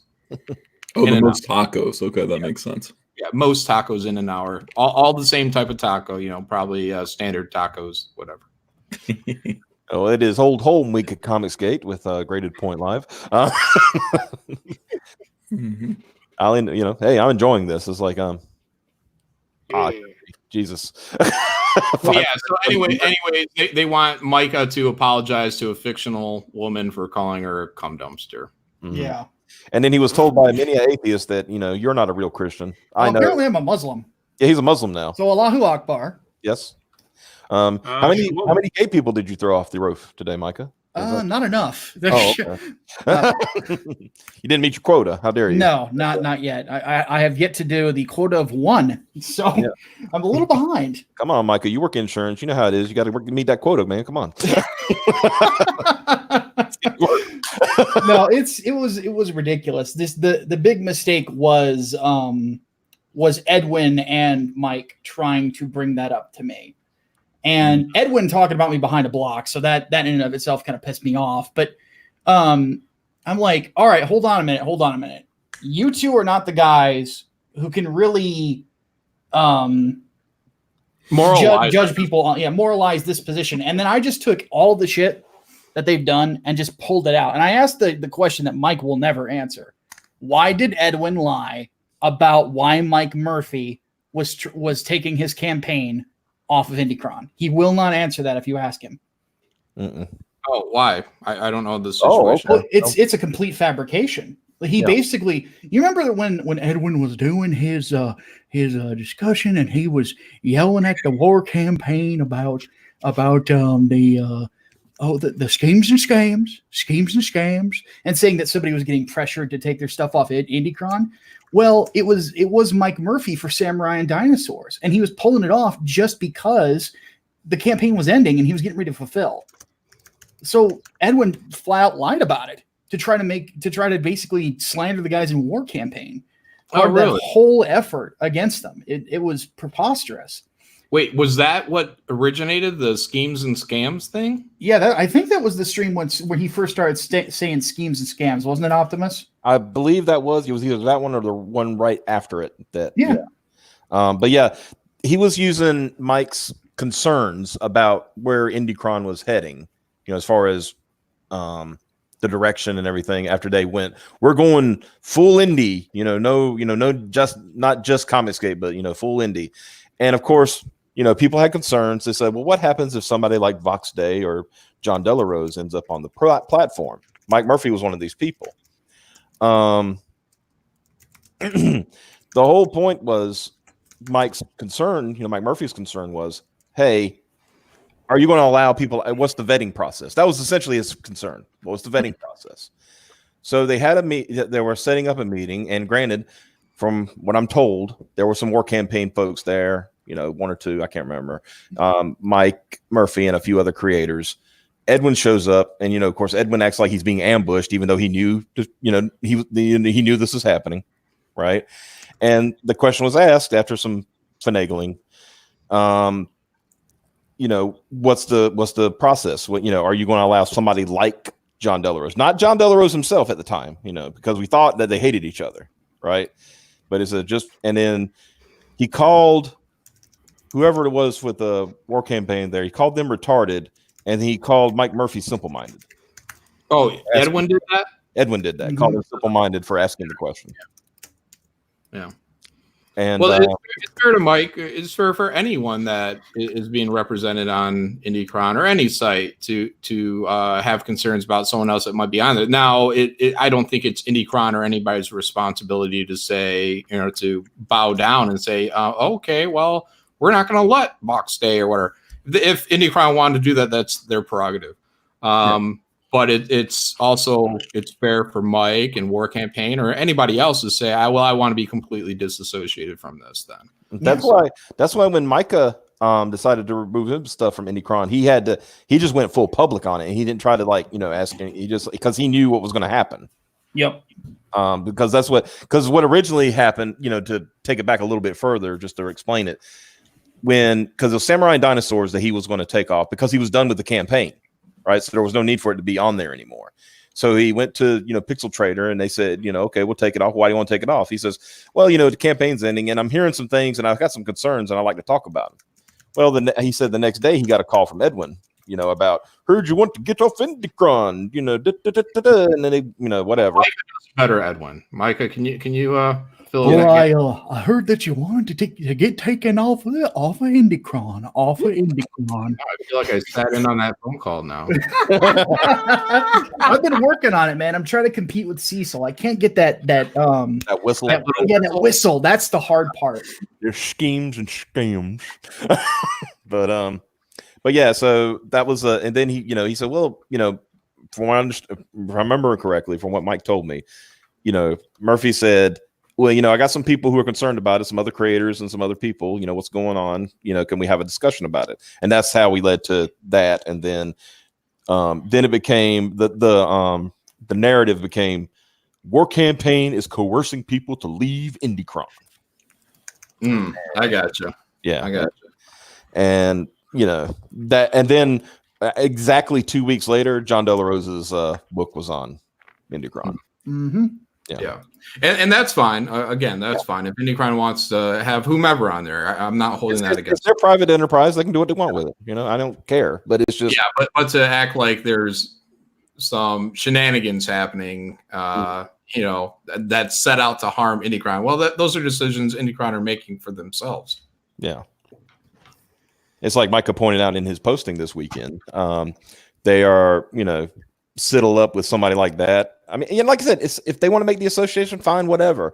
But they're moral. All the moralizing they've done. So they've got mods who show dick pics. You got white nationalists or people who are hanging out with white nationalists very closely, I might add, on there. And let me get this on here because I like to point this out. And since I got a wide audience for it this time,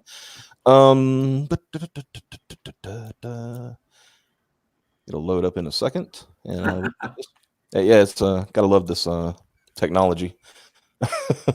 Jonathan Luna just followed me back. That's funny. Oh yeah, Yeah. I wish he'd follow me. Follow him. I'm on Jonathan Luna's side. Look, Joshua was the one that wrote that tweet, right? About how my brother's taking advantage of me. Dude, don't make an agreement with him and complain about it. A decade later? Yeah. Freaking babies, dude. Yep. Yeah, but this is the way I look at it. You have someone on your platform that says this to people. This is how the lives of the crazies in Comicsgate get out of control. No, I didn't dox anyone. This is in reference to Clint, Sweetcast, which we know did. I was about to say about that, John. We have the receipts. I've seen. Mhm. I put him in my video where he essentially threatened to dox Clint. Then he just say, "Don't f with me." Yeah, said, "Don't fuck with me." Yeah. He showed Clint his own. He showed Clint's home address and said, "Don't fuck with me." Mm-hmm. So yeah, John here says, "No, I didn't dox anyone. I will happily do so though. So it's best not to screw with me." Mm-hmm. Yeah, yeah. He's and a snake. all I did was make fun of him. Yeah, it was nothing. I mean, I called him Cheesy Rice Man. That's kind of our joke name for him here on. Yeah, he's old news too, as far as I'm concerned. So let's see. We got Cheesy Rice, Frog King, Southern Queen. Joshua Luna owes his brother an apology. I would say so. May I ask who is Joshua Luna? If I'm the Luna brothers. These guys, they were kind of popular in Image back when I was working there. Actually, they did a book. I think it was called Girls or something like that. Yep. They're kind of indie for a moment. They're kind of indie bigwigs, and I think they got some Marvel work eventually. And I mean, they're okay. They're okay, but they've always been like a team. And my understanding is, from what Ethan was showing, is they made an agreement where one got 70%, the other got 30% of all profits. I don't know. Do they both draw or write, or does one draw, one write? I have no idea. Yeah, I'd be curious on that, but it doesn't matter. It doesn't matter. The point is, they made an agreement somewhere along the lines. The one who got 30% became bitter on that, and for whatever reasons could not adjust that or renegotiate that, which I could only imagine you could. And flipped out and started making a bunch of Twitter posts, throwing his brother completely under the bus. And making accusations about tying women up with ropes, and it's like, well, whoa! It's like, well, if that's his kink, whatever, who cares? As long as it's voluntary. But he's just trying to really, smear his own brother because of that 70-30 split, and it's like, well, dude, just get over it. Don't work with your brother anymore. What's the dealio, yo? Yeah, You're just about to have very awkward Thanksgivings. It happens. Yeah. There is an old saying. They said, "Don't go into business with your family." Yep. Because that's why you make agreements. You just lay it out, put it out up on front. And everyone agreed to it, and that's that. It's not. I'm sure when Jonathan and Joshua made this agreement, Jonathan wasn't like, "How can I fuck over my brother in the long term?" At that point in time, it probably made sense. So they agreed to it. Well, we're going to do the 70-30 split. But Joshua never learned to man up and say at any point, "Hey, I would like to make 50-50." And because we're seen as this team, and it was always the Luna brothers. Like that's the only way I knew them was the Luna brothers. Mm-hmm. And so, if they felt that 50-50 was it, they should have went with 50-50.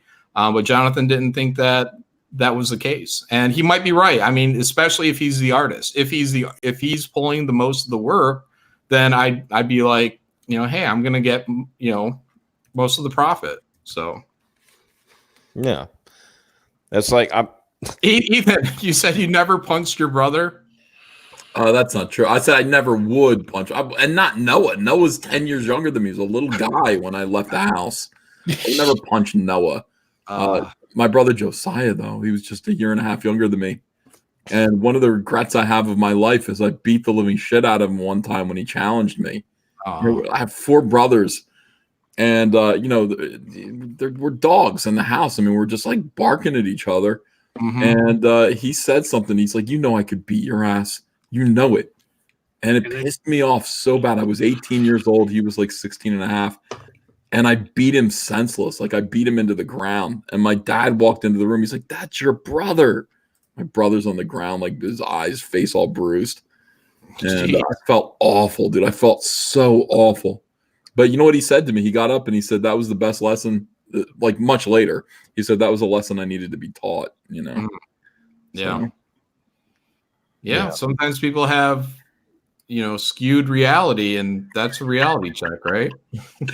Marta Media says Josiah punched GBS in the gut. He never saw that hand again. That's not nice. I mean, got him. Painful. Ethan, I gotta say, I want to let you know, my mother went from like not liking you to really liking you now, and she wants to make you pies. Wow. Nice. What did I do to be liked? I don't know. She said, I guess it's the lack of pie. I don't know. It's just Ethan is a happily married man. yeah, well, so is my mother. She just wants to make him pie. She's a happily married man. Woman. I walked right into that one. But you never know. 2019. Yeah. I think the less pie. I was thinking about this today. I watched a video of myself from the summer, and to be fair, the pool was open and I was getting more exercise and I was getting sun. I looked great in this video. That was just like 6 months ago. And I was like, it's you guys talking about pies all the time. And I eat pies. And now I don't know. I feel like I'm suggestible to eating pies. Gotta stop eating pies. And then people want to send me them. Like I got people actually mailing like not freeze dried, but iced pies to my post office box. You guys. What? And then what do I got to do to get some pies? Just say that you really like them and let people call you fat. Okay. I like pies better than cake.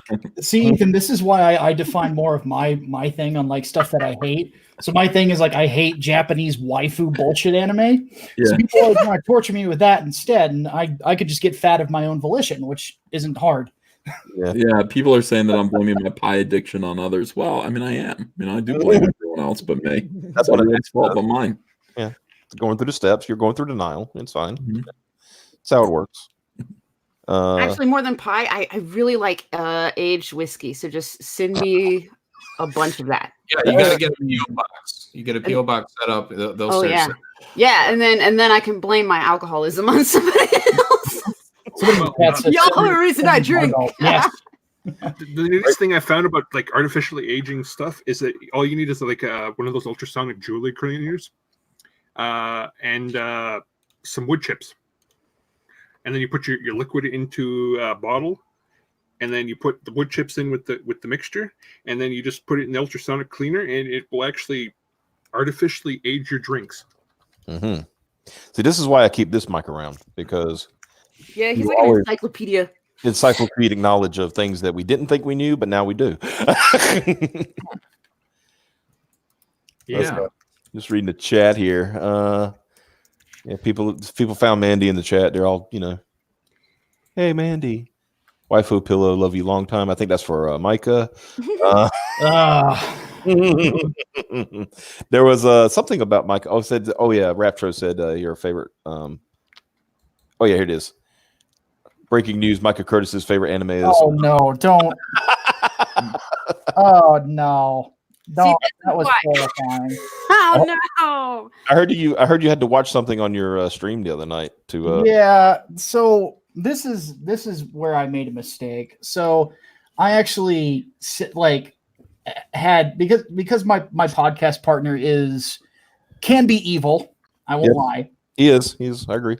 He sends me this clip of this harem anime called Monster Musume or something like that. Oh no! and just, the clip was pretty was borderline pornographic, and I'm like, oh dear God, why am I watching this? Oh yeah, it's because I'm a whore. Well, you did that, and then you did when they made you watch the Jawas getting killed from the Mandalorian. That was so funny. I made his reaction a smiley in our Discord because why not? Yeah. Yeah, I'm still even with context, I'm like, what the hell? We have a question from the chat for John. Says, what's John's progress on Graveyard Shift 2? 31 or 32 right now. So I've been busy with my pre-press stuff this week, but I'm still on schedule. Good. So you're not doing something dumb like taking a fucking enterprise printer and trying to print it out of your house? Stapling it together by hand? Yeah. No. I'm going to be using the same printer I used last time. That's Print Ninja. So you mean you're actually going to let professionals handle that part? Okay. Yeah. You're not going to go individually gold foil leaf your covers or anything like that? I mean, no. Okay. What about you, Ethan? You going to do that instead of chromium next time? No, I'm gonna stay consistent. I'm gonna do chromium for the second Cyberpunk book, but look, when we get to the combined compilation, the entire Cyberpunk Season 1 hardcover, I might do cool stuff like that. Mm-hmm. So I gotta create the product first, and I just don't believe in this. I see I see this idea of producing a hardcover based on work that you did 4 pages a day of. What for? You're killing trees. Do good work. Do your best work. Do work that's worthy of hardcover. Mm-hmm. Do enough of it, and then put out a hardcover. That's my opinion. Graveyard Shift will be in a hardcover at some point, but it's going to be very simple. It's going to be all black matte, and then I'm just going to have a black logo. It'll look like a tome. There'll be no writing on it, no anything on it. Nice. It'll be all black. It'll be the Black Album. Nice. I might do. John, what do you think of a dust jacket? I might do a chromium dust jacket for the 90s hardcover collection of Cyberfrog. Oh, can you do those? Yeah, you can. You can do a chromium dust jacket or something like that, and just make your book black underneath. Ooh. It's just a thought, Well, the dust that's jacket. not a bad idea, though. That'd be. Yeah, I could consider that too. Yeah, because at least the dust jacket, you wouldn't have to worry about trying to bond it to, Yeah. Yeah, you can slip it off, and you could still have the all black look if you wanted to. Yeah, that might be something that. Yeah, I'll definitely consider that. Cool. Yeah, next year is going to be fun, John. I'm very excited. We're in the downtime right now with Comicsgate. This is the worst time to launch a project, December, January. But yeah, I mean, just like this year, man, we had a rush when springtime hit. So I'm going to be very interested and see what everybody has coming out. Yeah, the suspense is literally killing me over here, man, because I've got so much stuff planned for next year, and I have a feeling that I'm happy with how Inglewood did, but I can do better. I can do bigger, I can do better, and I'm going to. But it's just I really kind of want to just go into hibernation for until February, and then get back into life. Jeez. Yeah, I've had several people ask me. There's I don't know what you're asking me. I said I've only observed so far. I've seen what goes on. Like you guys doing your thing and stuff like that. And they asked me, it's well, when do you think it should launch? I was like, I don't know what you're asking me, but definitely don't launch around Christmas. That seems to be a bad idea. Yeah, unless you're Cecil. Yeah, let's Cecil. Cecil can do it. Yeah, launch the day after Christmas, Cecil. There you go. Good. Yeah, if you're someone that very high profile and you can get on a lot of high profile shows, you might be able to survive a December launch. Maybe Ethan could do it. Ethan could do it 100%. Yeah. But us mortal men. Mortal men. Yeah. No, I wouldn't even try. I wouldn't try. That's just it's stupid. Yeah. You'll just do better if you just wait until springtime. Or February is a good month. It's Hey, I hit Cecil launching Cash Grab, by the way. Who knows? Soon, I think. I don't know if he gets too close. Well, he'll probably. I don't know. Reasonably, he should probably do it after Christmas at this point. Yeah. But I don't know. It's up to him. Yeah.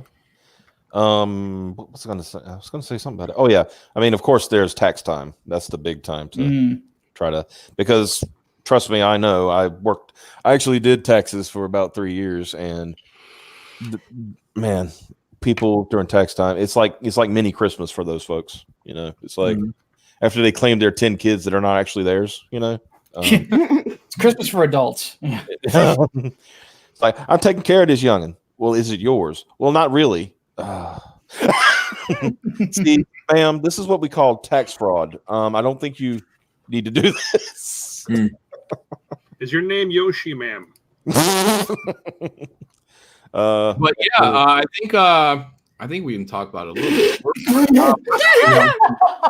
We're going to be launching a project in March, which is going to be the Jawbreakers Graveyard Shift Cyber Frog crossover book. Oh, yeah. So I believe I'm going to be hosting that campaign, and yeah, we hope everyone gets in there. Myself, Ethan, we're both going to draw interior pages, 7, I think, pages a piece. Richard C. Meyer is going to draw another 7 pages. Oh, really? I'm reading it right now. Yeah, we got the plot outline. It looks like, John, you already gave notes. Yeah. So, you know, I mean, Richard can do whatever he wants. Other than just my suggestions. But yeah, so as soon as that script is together and Richard is working on it right now, then yeah, I think we're all going to get started. As soon as I'm done with Graveyard Shift, I'm hopping right onto the interior pages for that. So I'll probably be February. I'll be starting that and wrapping it all in February on my end. So I might do a cover for this like pretty soon. You know, just so there's a promo piece. Yeah. Well, y'all heard it all here first from the people who were trolling earlier and said, "Oh, you're on this no-name stream." Like, you heard it here first. Yeah, it's going to be fun. No name. Ethan, what do you think of Robotoad and Iguanatron? I love, you know, Robotoad is a really great design, and you know, EJ Morges is now working for me. I hired him, and he's done 2 pages so far. He's going to do a 10-page story for me. He's like, I can do a page a week. That's cool. So he's turned in the first 2 pages, and they're awesome. Yeah. You know, and he won that job because of his Robotoad and Iguana. I think it was Robotoad. His was Robotoad. Yeah, he had the original Robotoad. Yeah, it was just so good, and you know, his Cyber Frog was so good that I just said, yeah, I got to get you to do something here. Yeah, little did I know that a year before, or we knew that a year before, that somebody had done a Robotoad, but nobody had done Iguanatron. Iguanatron is genius. That's a really good name. Yeah. So. And like I said, you have full permission to use an Iguanatron anytime you want. That's okay, you know. But yeah, I'm really happy with what EJ's doing so far. I posted it on my Facebook page. Hold on, let me see if I can find it. I don't know if John, have you seen the artwork yet? No, I haven't. Oh, you got to see this. All right, hold on a second. Let me share my. Gentlemen, tell your friends. Can I share my screen? Do you guys care? Absolutely. Yeah. Okay, so let me share my screen. All right, so look at this. This is fantastic. There we go. Yeah. I gave him blood honey. He drew Heather's house, you know, from above. Here's Heather stoking a fire inside the house. Little Lily wakes up complaining about the noise, just a horrible loud noise. And Heather's like, all right. So she wraps a blanket around herself, goes out to a tree outside. Yeah, no, I did see that page. Oh, wow, that's sweet. I haven't seen that. That's awesome. Oh, wow, that's great. You're snoring again. Oh, man. You know, I mean, look how amazing EJ is. His attention. That's fantastic. That is some detail. Yeah, so he's, you know, I'm getting 10 pages out of him, and honestly, I hope that, you know, the exposure that he gets from this leads him to maybe consider quitting his regular job, or at least because he works a 9 to 5, this guy, and then, you know, crowdfunding his own book, and you know, I would support the hell out of anything he wanted to do once people know his name, you know. Yeah. Yeah, that's fantastic. That looks amazing. Holy crap. Beautiful shot. Yeah.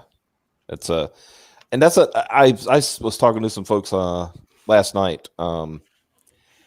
There's a lot of talent in the community, right? And then, like I said, you know, that word, but you know, it's the best word I got right now. Comicsgate. Yeah, Comicsgate. Yeah, there's so much talent that is being unearthed you know, that it's so good to see them like getting, people getting out from under that shell. Because I was talking to some folks last night and they were all like, oh, I would love to do stream. Yeah. And we all say, it's like, John, you have that big thing, build up your channels, build up your, your presence and stuff. But a lot of these guys are shy. They've never had to do that before. They don't know how. And I was like, I volunteer my space to you. I want, because I want y'all all to succeed. And if we could be a training ground for you to get used to like talking to people on streams and things like that, absolutely. I want that for everybody. Yeah, to be successful in the Comicsgate model, you have to break out of your shell and you have to build up your YouTube channel. It's your marketing system. Yeah. Who goes into business without marketing behind them? This is it. Well, see, you can pay for it, but I've yet to see marketing for comics really pay off in terms of just cold solicits. Yeah, it's kind of like Ethan and John. This is a question for both of you, really, because you both worked for big boys. How often did you have to promote your own work? Well, they don't want you to. When you're at DC, I mean, John will speak for Marvel. At DC, they tell you do not promote your own work. That's our job. If you want to do some kind of weird promotion, let us know what it is in advance in writing first, and we'll give you permission and direction as to how to promote your own comic book on on social media. So they set out like a big email about that back during Rebirth or back during one of these big events that they were doing.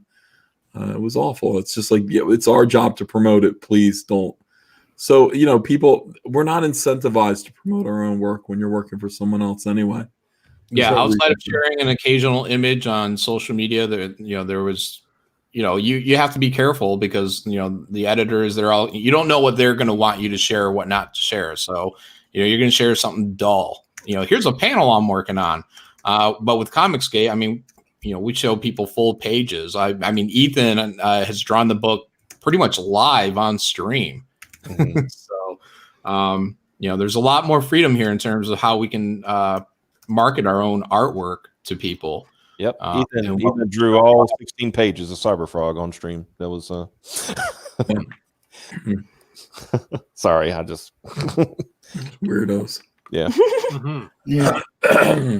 Yeah. But that's the thing. You're entirely incentivized to promote your own work here because you are the recipient of the profits. You're the recipient of whatever happens with your IP. I want EJ Morges to be a part of Comicsgate. I want to see what he has to offer, what kind of project he's got, and I want him to do it because he's a really good artist, and he shouldn't be working for your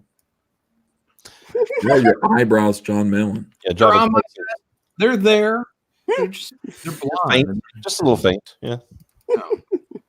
But this is a good question. You can't draw a page for Big Two on stream. I was gonna say they were like very against you having a channel at all, right, Ethan? Like, yeah, they wanted me to close down my YouTube channel, and well, because it was wild. Like I'm sitting here talking. They want to kind of you represent the company, and then you represent Warner Brothers and AT&T, and I'm out there talking about whatever I want to talk about. That's not something that's compatible with what they want to do. Independence is just that. When you're working for Marvel or DC, you are a wage slave. You work for them. You represent that company to whatever degree they insist that you do. And they told me, they said, you need to quit your social media stuff. And I said, no, I'm not going to do that. Talk about squelching your speech, right? I mean, well, I mean, look, it's an exchange. I mean, everything's an exchange. I don't look at that politically. And they're just saying, look, we're giving you a paycheck. You're getting to draw Green Lantern and Batman, and in return for that, we want you to shut up. And the answer is no. Let's see. I got to put this one up. Here you go. Yeah, Malin has evolved past the need for eyebrows. So there you go. That's true. That's true. Well, I mean, it's an unnecessary function, right? Why do I need eyebrows? I have a brow. I don't even. Eyebrows are to keep the sweat from going into Yeah, I your don't eyes, sweat. and John doesn't sweat. Yeah. No. What am I going to sweat? He's always wearing those toques too, so it's good. Mm-hmm. Got to keep that head warm. Let's see, what's this? Somebody makes a good point in the chat. Apparently, you can't do any of that, but you can send somebody a pic of your anus, Mhm. and Oh, do yeah. your job. Like, even more so, go to do a book with Zoe Quinn who killed a guy. Well, yeah, not physically, but helped Yeah. along. That's a question. Okay, you brought up the butthole thing. Okay, I didn't get a chance to ask this last time. Ethan. I have to know, in that moment when you went to check when you, I'm not saying you saw it, as he did it, but like the moment you checked your Twitter and you saw that, what was your thought process? I have to know. Yeah, that happened. That happened during a wave of just crazy SJW abuse, and I started to notice this. It's like,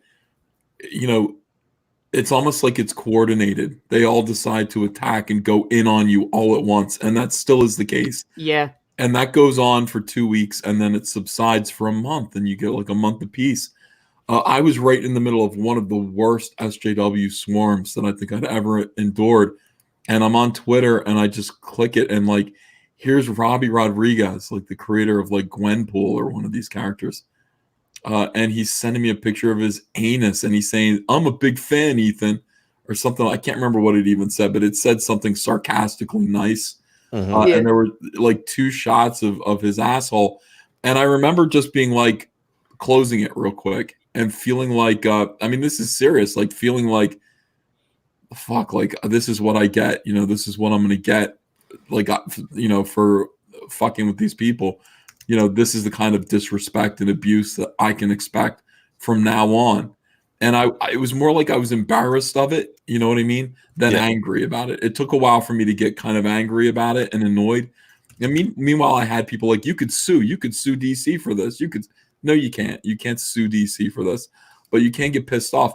Now, when he did that, the SJWs who were attacking me pulled back for a minute and were like, fuck, we went too far. Like, God damn it, Robbie Rodriguez, you fucking went too far. You made him a victim. And I said something like, you guys are just sending me this gay porno harassment that I don't. So they kind of reconfigured themselves, seizing on the phrase gay porno harassment as homophobic. And that gave them the right to push again, to come back on me again. And, it's just, look, these people are all just ass wipes. Every SJW, every comic book pro who's involved with this, they're all just ass wipes. They're all broke. They're all miserable. None of them have the talent, to sort of back up the abuse they toss around. And I just, I don't know. I look back on that and just go, wow, like, Comicsgate has just been insane. It's just been an insane 2 years. The good news is that my life has really gotten so much better in so many ways. I do feel anxiety all the time, if I'm being honest with you. Mm-hmm. I don't know if other people feel this anxiety that I feel. I never had a problem with it before, but when I'm being harassed, I'm always like, there's a kind of buzzing sort of tension about me. That doesn't go away, and it hasn't gone away for 2 years. Like, I know that feeling. Oh my goodness. Me too. Mm-hmm. So I didn't know what it was, but somebody said, no, that's anxiety. You're feeling anxiety. You can feel your heart pound sometimes. And this is what drove Zach from Twitter. It's like this. Zach used to be on Twitter, and he'd be in there fighting like me. And then his stalkers overwhelmed him in so many different ways. And he just had more secrets or more to lose or more family to worry about than I felt like I did. And he went ahead and he left Twitter because he just couldn't take it anymore. And he's like, I feel so much better now. The anxiety's gone. I don't want to feel better. I don't want the anxiety to go away at the cost of me retreating from these people and giving them what they want. They're evil. What they're doing is evil. Mm-hmm. And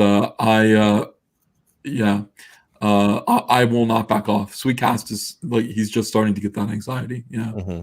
Yeah. It's not a fun feeling. And what really gets it for a lot of people is that, and you know, well, Ethan, you've known Zach longer than even I have, but you know, I think I said this to him just like in YouTube comments. It's like, I wish I could delete Twitter, but I can't. I'm a small creator, you know. And the same is for a lot of other people. Like, yeah, Clint's another really good example, and others is like they can't really afford to. It's a great way to market if you have, you know, people on there that are interested in what you have to create. So it's just one of those things where you really have to use mute and block. As much as I hate doing it, because you can just have a lot more, a better experience if you're just willing to cut those elements out of it, you know? Well, I do. I use mute and block. I mute all the time. I block only rarely, but I refuse to. To me, this is a fight that I've signed up for. Mm-hmm. It's not about my personal comfort anymore. You know, it's like what I've seen SJWs do to the things that I love, and to me, it's people that I care about. I am not going to back down ever. And I'm prepared to fight this the rest of my life. I'm prepared to feel anxious. I'm prepared to receive death threats, to feel unsafe. I'm prepared for this. This is just what I've assigned the rest of my life to. And I'm going to do my comics. You know, I'm going to look after my family, protect my family. But I consider this a social illness that needs to be talked about. And, you know, not everybody has to do this, but I have to do this because it personally touched me in a way that was shocking and infuriating, and changed my life, changed the way I look at things. So, well, for what it's worth, man, I am glad you're here. I really am. Oh yeah, like, it's been. Yeah. Let me put it this way, and I haven't told you this, but I'm gonna get a little like when Comicsgate started. You know, it was just me and a bunch of other guys. Not that I was by any means the most popular. You know, just ranting on YouTube. But when you came along, and then John and other creators, like it changed the game.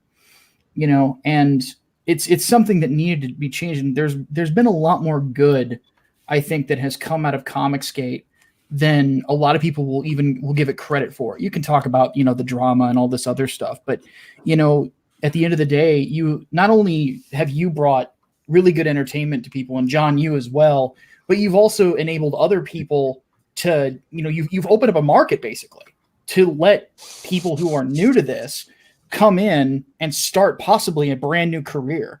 You know, whether it's if your Indiegogo like only hits like 5 to 10, 15,000, do you think about it? How many people have had their campaigns fulfilled? Brian Kriskow is one guy, you know, and people are like, Micah, don't talk about yourself. Okay, I won't. But there's other people as well. Clint, I mean, you can go just down the list. Von Klaus, Cal Jameson. If I could interrupt for 1 second, that Brian Kriskow will be on this show tomorrow night, so stay tuned. Brian is awesome. Yeah. And not to mention several others that I'm forgetting off the top of my head, like who have created all these books that look fantastic. What do you think of that, Ethan? You want to? I think it's getting really gay. I don't like.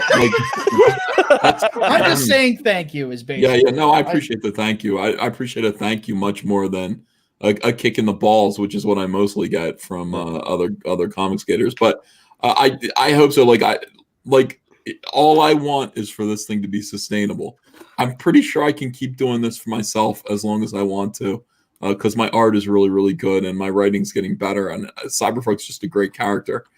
But there are a lot of people who I would like to drag along. I would really like to make independent comics sustainable or an option for people. They don't have to become a social justice warrior. You don't have to suck their dicks to get work in comics. You can do this independently and you're going to be more successful. I love when just, you know, people come in and are able to fund their book and they get excited about it. I love that shit. We can do that. I mean, if we all work together, we can do that. I won't get discouraged about any of this stuff. I am just going to keep going with it because I can outlast them. I can outlast this abuse. You know, I might get fatter, and I might go grayer, but I can outlast this abuse and just keep doing what we're doing. That's why I came back. today actually. Yeah, I don't know if you heard earlier, Ethan, but she was getting the cherries were going hard at her last week. No, I saw last week I was gone, but yeah. I saw them. You know what? Here's what happened. Like, I actually saw them tweet you their whole thing about me. Like, here's our sales pitch about why Ethan's evil. And it's filled with like all of these articles that SJWs wrote about me, all of this bullshit. And I just saw that and went, God damn it, I'm going to lose Fizz Giggity too. This is what they do. Like, these people have actually adopted the SJW messaging, and they're doing it, I think, to try to get control or to tear down. I hope it's to get control of Comicsgate. I hope it's not to tear down Comicsgate. And I see these cherries, and I hope they're just jealous and they want to actually run Comicsgate, because at least I can understand that. If they want to destroy Comicsgate, just fuck you guys.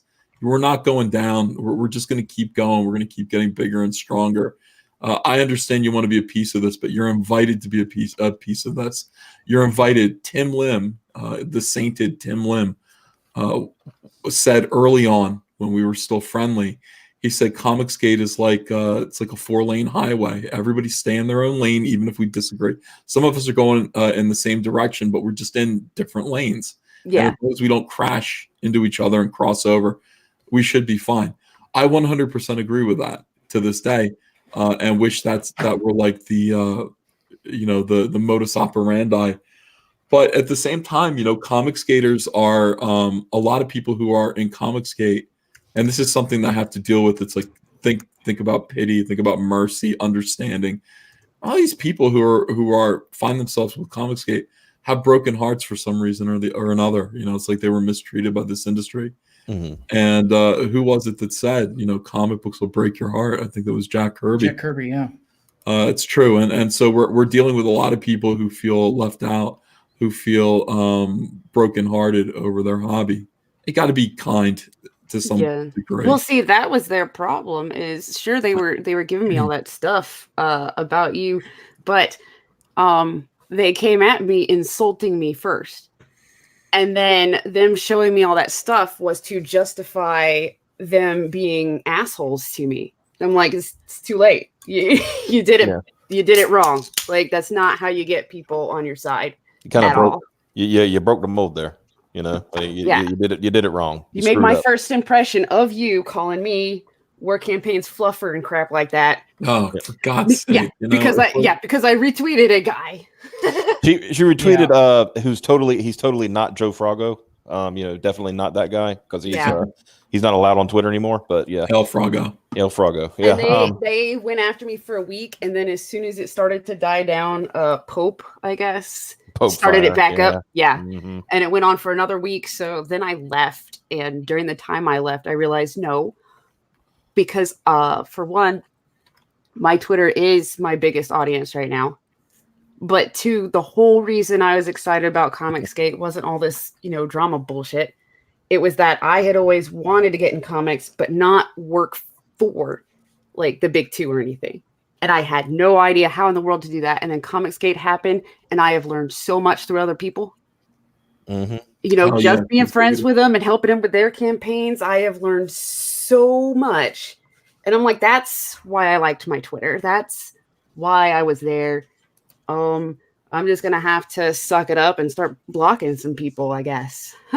Fizzy, you have a lot of friends. Don't, just remember that. We're all in this together, and everybody's going through this. And if they're not going through it now, they're going to go through it soon. And really, my plan is to outlast them. And I hope yours is too. Because if we can survive this, this is the entire goddamn comic book industry tried to take us down and failed. Think about that for a minute.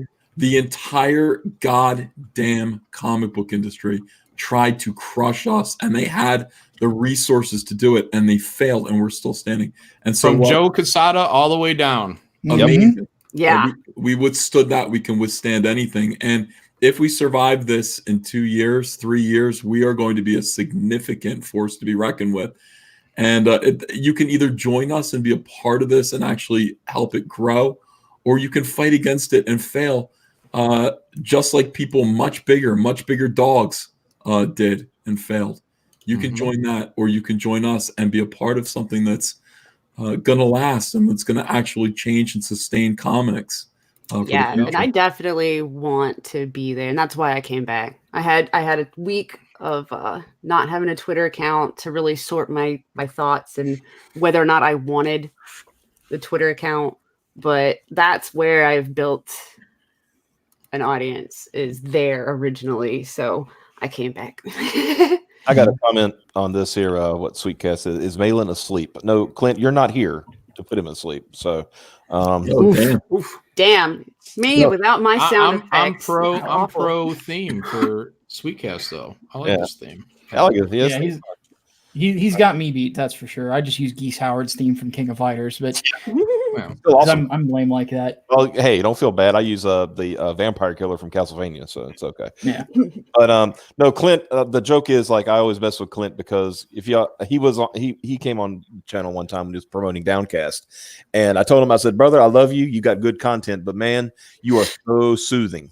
I go to sleep every time I listen to if your video is more than 20 minutes, I'm just like, Clint had great, like, Clint knows his great subject matter. I will tell you that. He picks great topics. Yeah. Very calm too. Very calm. Yeah. Always needed. Even when he's like, quote, being fiery, he's still very calm. Yes. There are a few people who came in here and really reassured me about where I stood. You know, it's like when craziness went down earlier this summer and Comicsgate kind of splintered, there were a few people who kind of showed up and just reoriented me personally. Clint was one of them. You know, knowing that Clint is like an ally is reassuring. Adam Friended was another one. You know, Carlo Rowe is another one.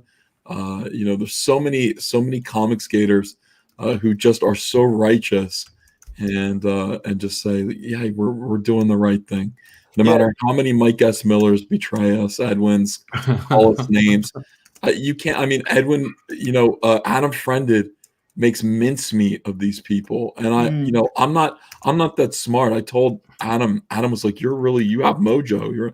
I said, Adam, I barely graduated high school. I'm a dummy from New Jersey. I'm doing the best I can to just keep, you know, this thing aligned and do what I can to keep people motivated.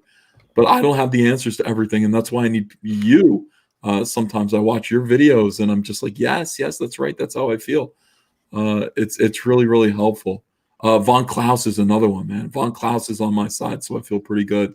He's been getting a lot of crap. Days too. Poor guy.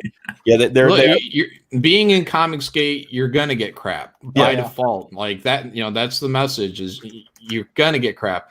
But the great thing about being part of Comicsgate is when you're a creator, you piss them off by getting funded. You know, Von Klaus is funded to, I think, almost 75,000 maybe by now. I'm not sure what it is with Monster MD.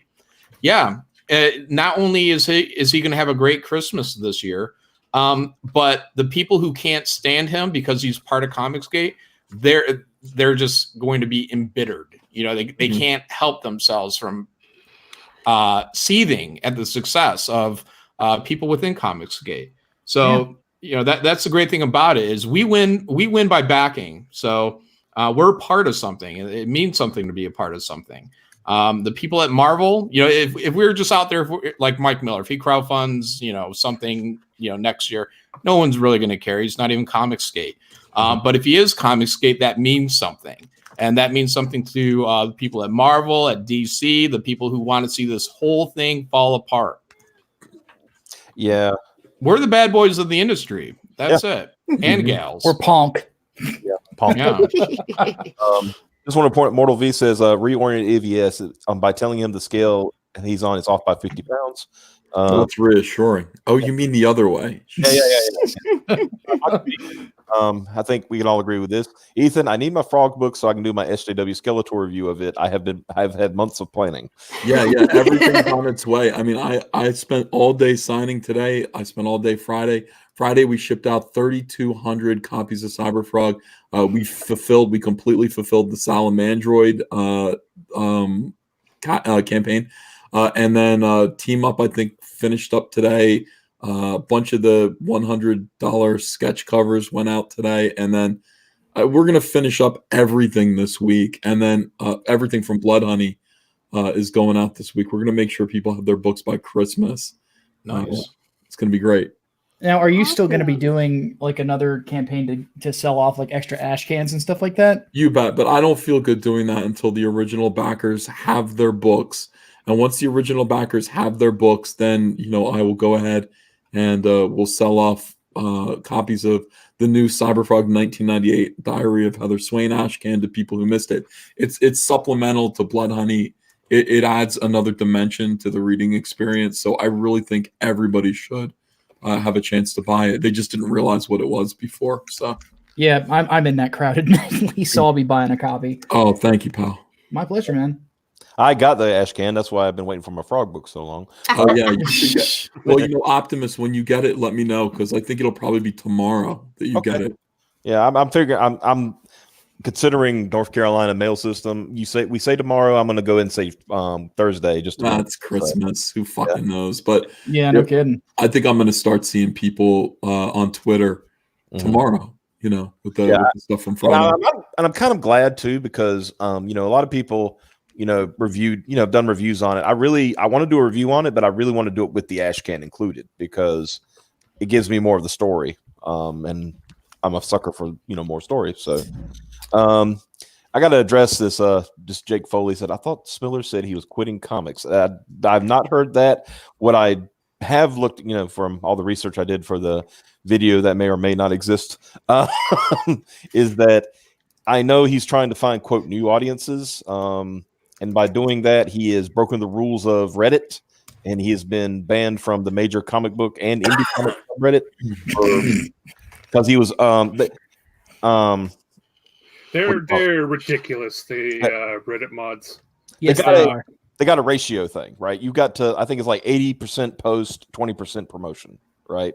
So if you're just there promoting, then you're not posting, and so they're going to boot you out, right? Yeah. So Edwin opened their own subreddit just for Mike Miller, and mostly it's war campaign people in there making fun of him. So, oh boy, I would love to read that. It's gonna be funny. Yeah. Oh, I'm so I'm not going to continue to advertise. Part of me is tempted to go on there and go, I'm Micah Curtis, ask me anything. But I won't. Actually, did you know Micah, he an old stomping ground, he actually went on Kotaku in Action and did an AMA. Yeah, Hatman told me about that. Just for context. Well, Ethan's been on my podcast, so he knows it, but my podcast partner, Hatman, used to run that particular subreddit. So yeah, it's a weird thing. Yeah, Hatman, he was a good man. Yeah. I was gonna say, because it kept sounding familiar, but I couldn't pin why it sounded familiar to me.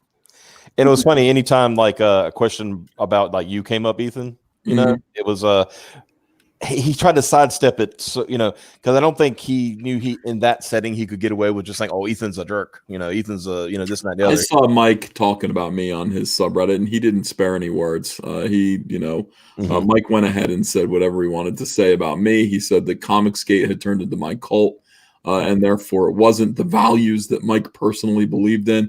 Yeah, he believes in sending your dick to people. Sorry, right? I don't know what he was talking about. It's just all of this effort to make people dislike me personally so that they don't join the cause of Comicsgate, and I think it's sinful. I think it's a shame. You're actually literally hurting people by doing that. Not me. You're hurting other people, because if they, you're encouraging them not to join this very beneficial movement, this network, which is what it is. It's just a network of indie comic pros who want to help each other succeed. Telling people that they shouldn't join because it's my cult is irresponsible. It's evil. It's stupid. And it's selfish, which is what Mike is. All of those things. Yep. Cult gang, as they say. But that was my big drive. The whole cult thing really bugged me. And that's what kind of spurred me to make the video, because there's so much inconsistent. I mean, I could go through them. I can give you just a brief summary of the inconsistencies from his poll that he made, and he, saying it's become cultish. I can tell you right now, that was the result he wanted. He didn't want it to be win, but he wanted it to be a big enough percentage where he could use it. right? As a rallying call. 2, there is no way to determine that the people who actually voted in that poll are Comicsgate, right? Because that's right. You left it open to anybody. Yeah. All it takes is one troll on 4chan to say, "LOL, check this out," right? And then next thing you know, you got thousands of people voting for one thing because it's funny, you know? Yeah. So that was my whole point. I said, Mike never learned his lesson that votes don't matter on the internet. I tried to explain this to him through Drone and Quartered. How else do you put that into his head? You can't. Doesn't matter. It's not important. Votes don't mean shit on the internet. They mean absolutely nothing. Yeah. Yeah. Because the point he was trying to make was, I mean, the poll said, if I remember correctly, are you still Comicsgate? Only answer if you are or were CG. Well, you can't do that on Twitter, right? People are going to vote on it because, they can. That's just the way it is. Then he turned that around on the stream that he did about it and said, this is a percentage of the buying audience. Like people who've bought y'all's books and stuff, right? Yeah, which is kind of silly. Like even then, like Twitter polls are not indicative of anything, in my opinion. Because if you put on there, are you Comicsgate? Yes, no, or pink octopus. People are picking that third option. Yeah. I literally did a poll. You can ask Piper. I did a poll and I did the same thing. I said, are you Comicsgate? And I went, yes, no, Cab is gay. Yeah, and then I did one. Only the third one was Epstein didn't kill himself. He killed himself. So guess what won? I mean, it's just when you put a troll answer, guess what's going to win? The troll answer. That's Mike and his. What is this? Mike and his mod is Bean is Gate. I wonder if does he mean Bean? Well, Mike will find out in 2020 that Comicsgate is a fully functional battle station. Yeah, that's what's set. And I'm going to tell you something. This is just me shooting in the wind. And honestly, if this is what is attempting to happen, I think it's stupid. I honestly feel Mike is trying to get back in the mainstream. The reason why I say that is because there's a big push. If you go look on his Reddit, he doesn't talk. I mean, he's got Lone Star as a footnote. He talks more about his injustice work and other things. He's apparently going to start doing the con scene again. Well, he never stopped doing that. He still does the cons. I thought you had him good and convinced. It's like make money at home. You don't need to go to cons anymore. And he ruined that for himself by doing it too. He milked his audience too much. Mm-hmm. Mike does these like weekly auctions, and I told him, man, every month, every other month, you want it to be special, or else people run out of money. Yeah. He just did it weekly, and I think that he kind of killed the whole auction thing, which is a shame because I want to do an auction. I want to do a big auction on my channel. Mm-hmm. I don't know if it's something that people would attend. Oh, I think they would. I think that a big problem, or one thing that Mike didn't really understand, is you can't continue to constantly milk the, not the cow, but the whale in this particular case in this industry. Because if you do, eventually the money dries up. Yeah. And the other thing is that with some of the stuff that Mike just says, I can't see him ever getting back into the mainstream. He's more blacklisted than anybody, Mike, likely at this point. Just you look at his Twitter feed for 10 seconds, Yeah. Yeah, I could see Mike. Well, here's the thing, like you have to have somebody who is sympathetic. All you need is an editor that likes you. And, I think Mike had an editor that liked him. I don't know if that editor's still there, at DC Comics. It's not hard to get mainstream work. You could do that. It's okay. Mike has to. I think anybody who's been a part of Comicsgate at this point can no longer go back to the mainstream, if only because the pay cut would be unendurable. Mike having to work his ass off for $8,000 a book, $8,000 an issue, which is probably what he could expect to be paid, would be horrible. It would be absolutely horrible. You just couldn't. I mean, what I used to make at DC Comics, and I would just slave for it. Just forget it. I'll never go back ever again. I would rather do anything else than work as hard as I worked doing mediocre bullshit for a company on characters that I don't own. I'd rather do anything else. I'll start my own business doing something else. I couldn't possibly do that. So there's no going back to the mainstream. Even though you see on Twitter like SJWs are like, you can't, you're blacklisted, you can't ever come back.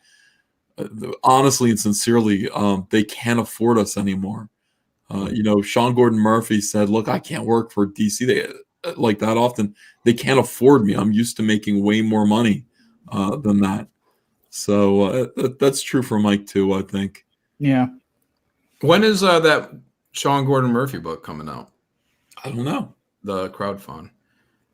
So that's going to be an interesting one. Yeah, I'm curious to see, because what really caught me off guard is that he said he wanted to go through Indiegogo, not Kickstarter. I'm like, okay, so because like let's be honest, Indiegogo is kind of associated with us at Comicsgate. Like, how are they gonna look at that? Is he gonna find out who his friends are? That was Mike defying us. Matt Becker says, why don't you just work hard at fucking sending me my ash can?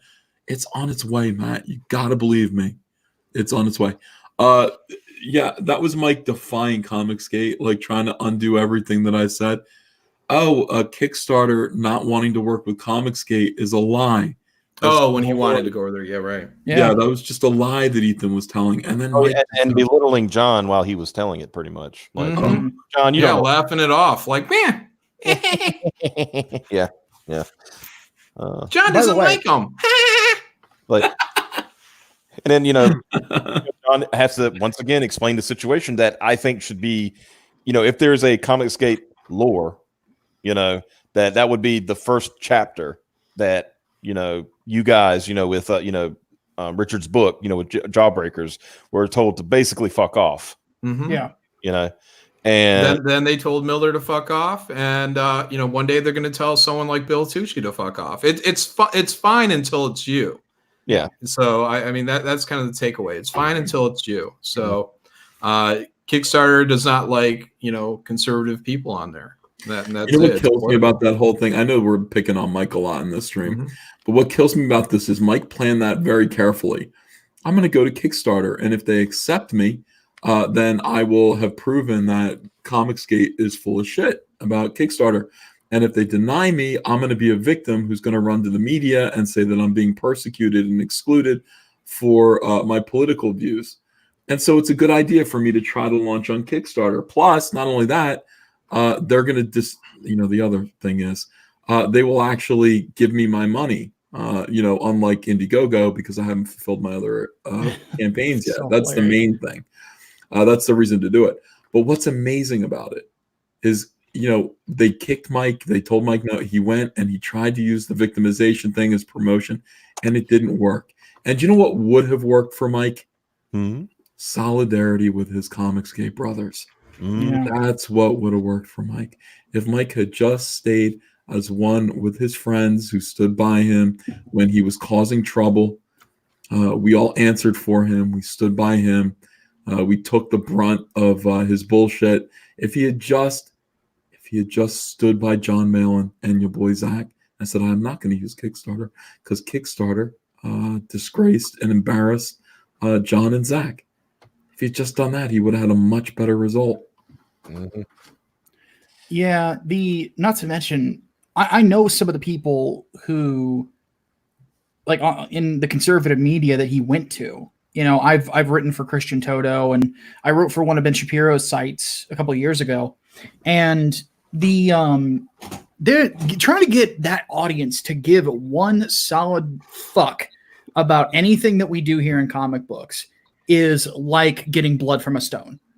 Like, they don't care. They're not interested, unless it's a movie that, they don't understand it. And if it's not a movie they can take their kids to, they're not going to listen to you, And it sucks because when it comes to cultural stuff, they should care, but they don't, It's like, you remember a while back, I think it was, I forgot which, it's somebody in Comicsgate. I can't think of his name at the moment, but he had called into the Rush Limbaugh show and was talking about, CG, CG, and he's talking about like I think he mentioned Ethan's and he mentioned Mike's thing. I didn't see a huge increase in either of y'all's campaigns from that. No, it doesn't work. We've said this over and over again. That's not how to sell comics. You sell comics to people who buy comics, not to the general public. It doesn't work. Yep. Yeah, if Ben Shapiro actually was like a hardcore Lone Star fan and he couldn't stop talking about Lone Star, then it would work. But you can have Donald Trump Jr. retweet your book. It doesn't work. Sebastian Gorka, you can have any celebrity out there mention your stuff. It doesn't mean anything. That's why I've told people before. You can go on YouTube channels that have 200, 300,000 subs and mention your book. Still, you're not going to see a tick because they don't really care unless that channel is passionate about comics and it has passionate fans that are subscribers to it. They're not going to be able to move.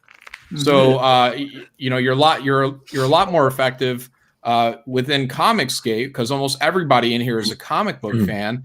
And then when channels like Ethan's reach out to broader audiences like the Star Wars people, he brings in extra people along the way that are like, I like Ethan. I'm going to check out some comic books. Never bought one before, but hey, I'm going to get one. And that's how we grow, is by all these channels reaching out into further and further areas of pop culture and pulling those people in that we can at a time. But there's also people out there that just stopped buying comics in like the 90s.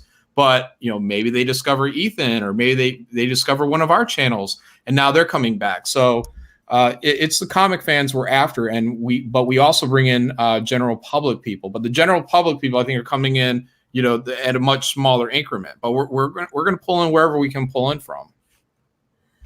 Yeah. Yeah. Well, and it's the same principle of why you don't want to try to sell to. Why pandering to SJWs doesn't work? It's the same thing. They don't buy it. Like, it's why would you want to go for the people who aren't interested whatsoever in what you're doing? People who follow those political figures, they're there for the politics, and that's it. And they might be interested to hear about how these sorts of things have infected, certain spheres of the entertainment industry. But just aside from knowing that it's there, they're not going to care beyond that, and they're not going to buy your stuff. And if you're built on selling something, it's so stupid. Yeah. It's it's just like you said. Somebody in the chat said a minute ago. People, whenever Fox News, like I've seen them, like once in a while they'll talk about something in comics and they look like they're deer in headlights. They have no idea what's going on. They're basically reading their copy and then it's over. So apparently I'm being challenged. Say roll out. Okay, they want it. Roll out. Okay, that was my very poor Optimus Prime. Do it, old man. I did it. Okay. Y'all satisfied? Now get me to 1,000 subs. I gave you. Bridges getting big. I gave you everything, and you took from me everything. I don't know what's the quote. Anyway. Man, this was supposed to be the Jon Malin show, and it became the Comicsgate show, which is fine. It's great. I'd much rather have a conversation about Comicsgate than me, guys. So yeah. It's a great movement. It's a great thing to be a part of. It's good for all the creators, and Ethan is a huge benefit to everything within this. Everybody should be thankful to Ethan for everything he does. He takes a lot of hit for everybody, and has helped grow this. He and Richard, heroes. I don't throw that around lightly. Heroes. Well, you couldn't throw it around lightly with regards to me. Okay, all right, there you go. There's my fat joke and myself. Well, Ethan, there's one thing I want. This is a story that a friend of mine told me. And it's about you. It's not, and it's not bad. Believe it or not, it's not like believe it or not, you're not the great Satan that people portray you to be. He was at a con, I think it was in Charlotte, North Carolina. I believe you said you used to live around the area. And he was getting his Green Lantern Rebirth hardcover. He wanted to get it signed by you. And he brought the book up to you. I don't know how that way. He brought the book up, and you asked him, "Who's your favorite Green Lantern?" And he said, "Hal Jordan." And you were just kind of all of a sudden, you took a pen, you're like, and he's like standing there, like looking around. He's like, I'm about to be murdered because all these people are looking at me funny, right? And then you hand the book back to him, and in there you had done a sketch of Hal. Yeah, that sounds like me. Yeah, and he said, "What in the world?" You said, like, I like to do something nice for people who buy the hardcover. Oh, sure, yeah. And I'm thinking, okay, so this is the great evil that I'm being told about. How Why does it have to be great evil? What the okay, minor evil. Is that better? Oh, fucking weird, man. I honestly, people in this industry are so goddamn odd. It's beyond me. Mm-hmm. Even to casually just refer to myself as evil, it's sickening. It feels weird, doesn't it?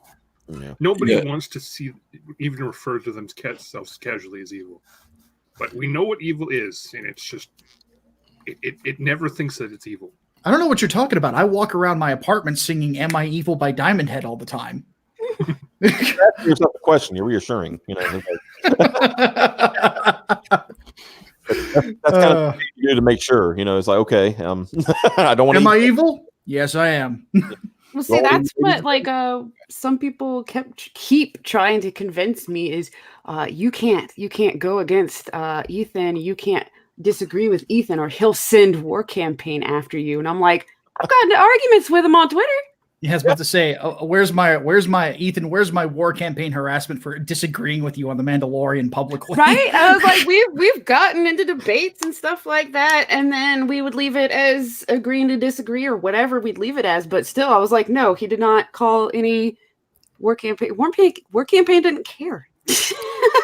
Yeah, he didn't. He doesn't like do a secret code word and then bam. Well, even that, but I mean, war campaign as they're doing their own thing, they didn't freaking care that we were having an argument. Like that. Don't in the chat it said, "Don't go against EVS." Held up war campaign. And so they're trying to tell me all these horror stories, and I'm like, I'm sorry, but I've done all of these things that you innocent victims supposedly only did, and that's not been happening. Yeah. Yeah, I don't. Obviously that's not true. The code word to start the hordes is Gina. Yeah, apparently, yeah. Don't mention. Oh shit! You mentioned that code word. Now we're gonna have war campaign dropping all over the stream. We're gonna get. They're already here. Oh, what are you talking about? They're already here. Oh no! God. Oh no! And Mike just became a singularity. Well, I got to wait for it. I like the code words are the pie is in the oven. God.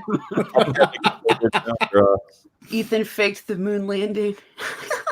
EVS will get you later. Yeah. I'm expecting to be. When I eventually stab him in the back for something, I don't know. I mean, I honestly feel like so many people are just nuts. Yeah. This experience for me has just kind of shown me that people are crazy, and that's a lot of what I've drawn from my experience with Comicsgate. Mm-hmm. You discover it's like those folks, like the folks like that, have gone after you, and going after John, and gone after Micah, gone after Piper. They don't go after me. I don't know why. I guess I'm not important. Who cares? But aside from doxing threats. Oh yeah. Yeah, that's true. Trying to dox me. Yeah. Hey John. Happily do it. John Delarosa, you're listening. Go fuck yourself. Yeah. That's right. What are you gonna do? You're gonna call my house? Please do. But no. You find out like some of these people that they were always nuts. Like the like the Rumble Terriers and the people like that. They were always nuts. Oh my God. I kind of had a little bit of a feeling when the one conversation I had with John Delarosa, he was a little crazy. And then I found out later he's a lot crazy. Yeah. Yeah, but he founded Comicsgate, guys. Remember that. Oh yeah. Which is totally why I remember chatting with him, and he was totally in the chat with me and Richard and Captain Cummings and all the other like early content creators. He was totally there. Wait, no, I'm sorry. That was Englantine. He's easy to forget. So Mike, I want to tell you, I've done some research. I had to do a little research. I was like, well, let's check into this claim. So the first use of the word Comicsgate as a hashtag was used in 2014 as a joke. Mm-hmm. And I remember that. Yeah. And the joke was something about like the person was talking about like doing a issue of the Flash or something like that. It was a creator of some kind, but they were talking about like doing something on the Flash, and they said, "Oh, is this something that we shouldn't know about or something like that?" And then he went hashtag Comicsgate. Mm-hmm. And ironically, it occurred in June of 2014, so it was actually 2 months before Gamergate happened. Nothing for like a year and a half, and then 2017 it started picking up, and I was curious to see who used the hashtag first between you and JDA, right? You used it well early, and your first instance of using it, you were saying, well, now we're in Comicsgate, and I really didn't want it to happen. Yep. And I actually kind of regret that statement. Yeah. But then again, like I said earlier, it's become something so different than what I thought it was going to be. Well, the Comicsgate that we thought it was going to be the controversy, kind of like, what, the controversy surrounding it, not what we have now. Yeah. In fact, I found out that because a friend of ours was using the Graded account for a little while to help promote and stuff like that, that they used the hashtag. So Graded used the hashtag before JDA did too. So there are quite a few instances of owners that if there was going to be a claim of ownership that he doesn't even have, he's not even in the same area code, right? In fact, he's not even in the same freaking country. So he's a liar. Yeah. He thinks because he wrote an article about it, was it the Federalist or whatever it was? The Federalist, and it barely got any recognition either. Yeah, he thinks that was the founding. I was like, no, nobody give a shit about your stupid article, So, everybody's all about the cat. Yeah. Meow, meow. She's big, bitch. Yeah, he's got a really fat cat. So yeah, excuse it. That's that's Ethan's nose hair. What's no cat, it's a mogwai. What's this say? You should make a video of the history of Comicsgate Optimus. I'm considering it. I think that would be probably a better use of my time than trying to dunk on Mike and.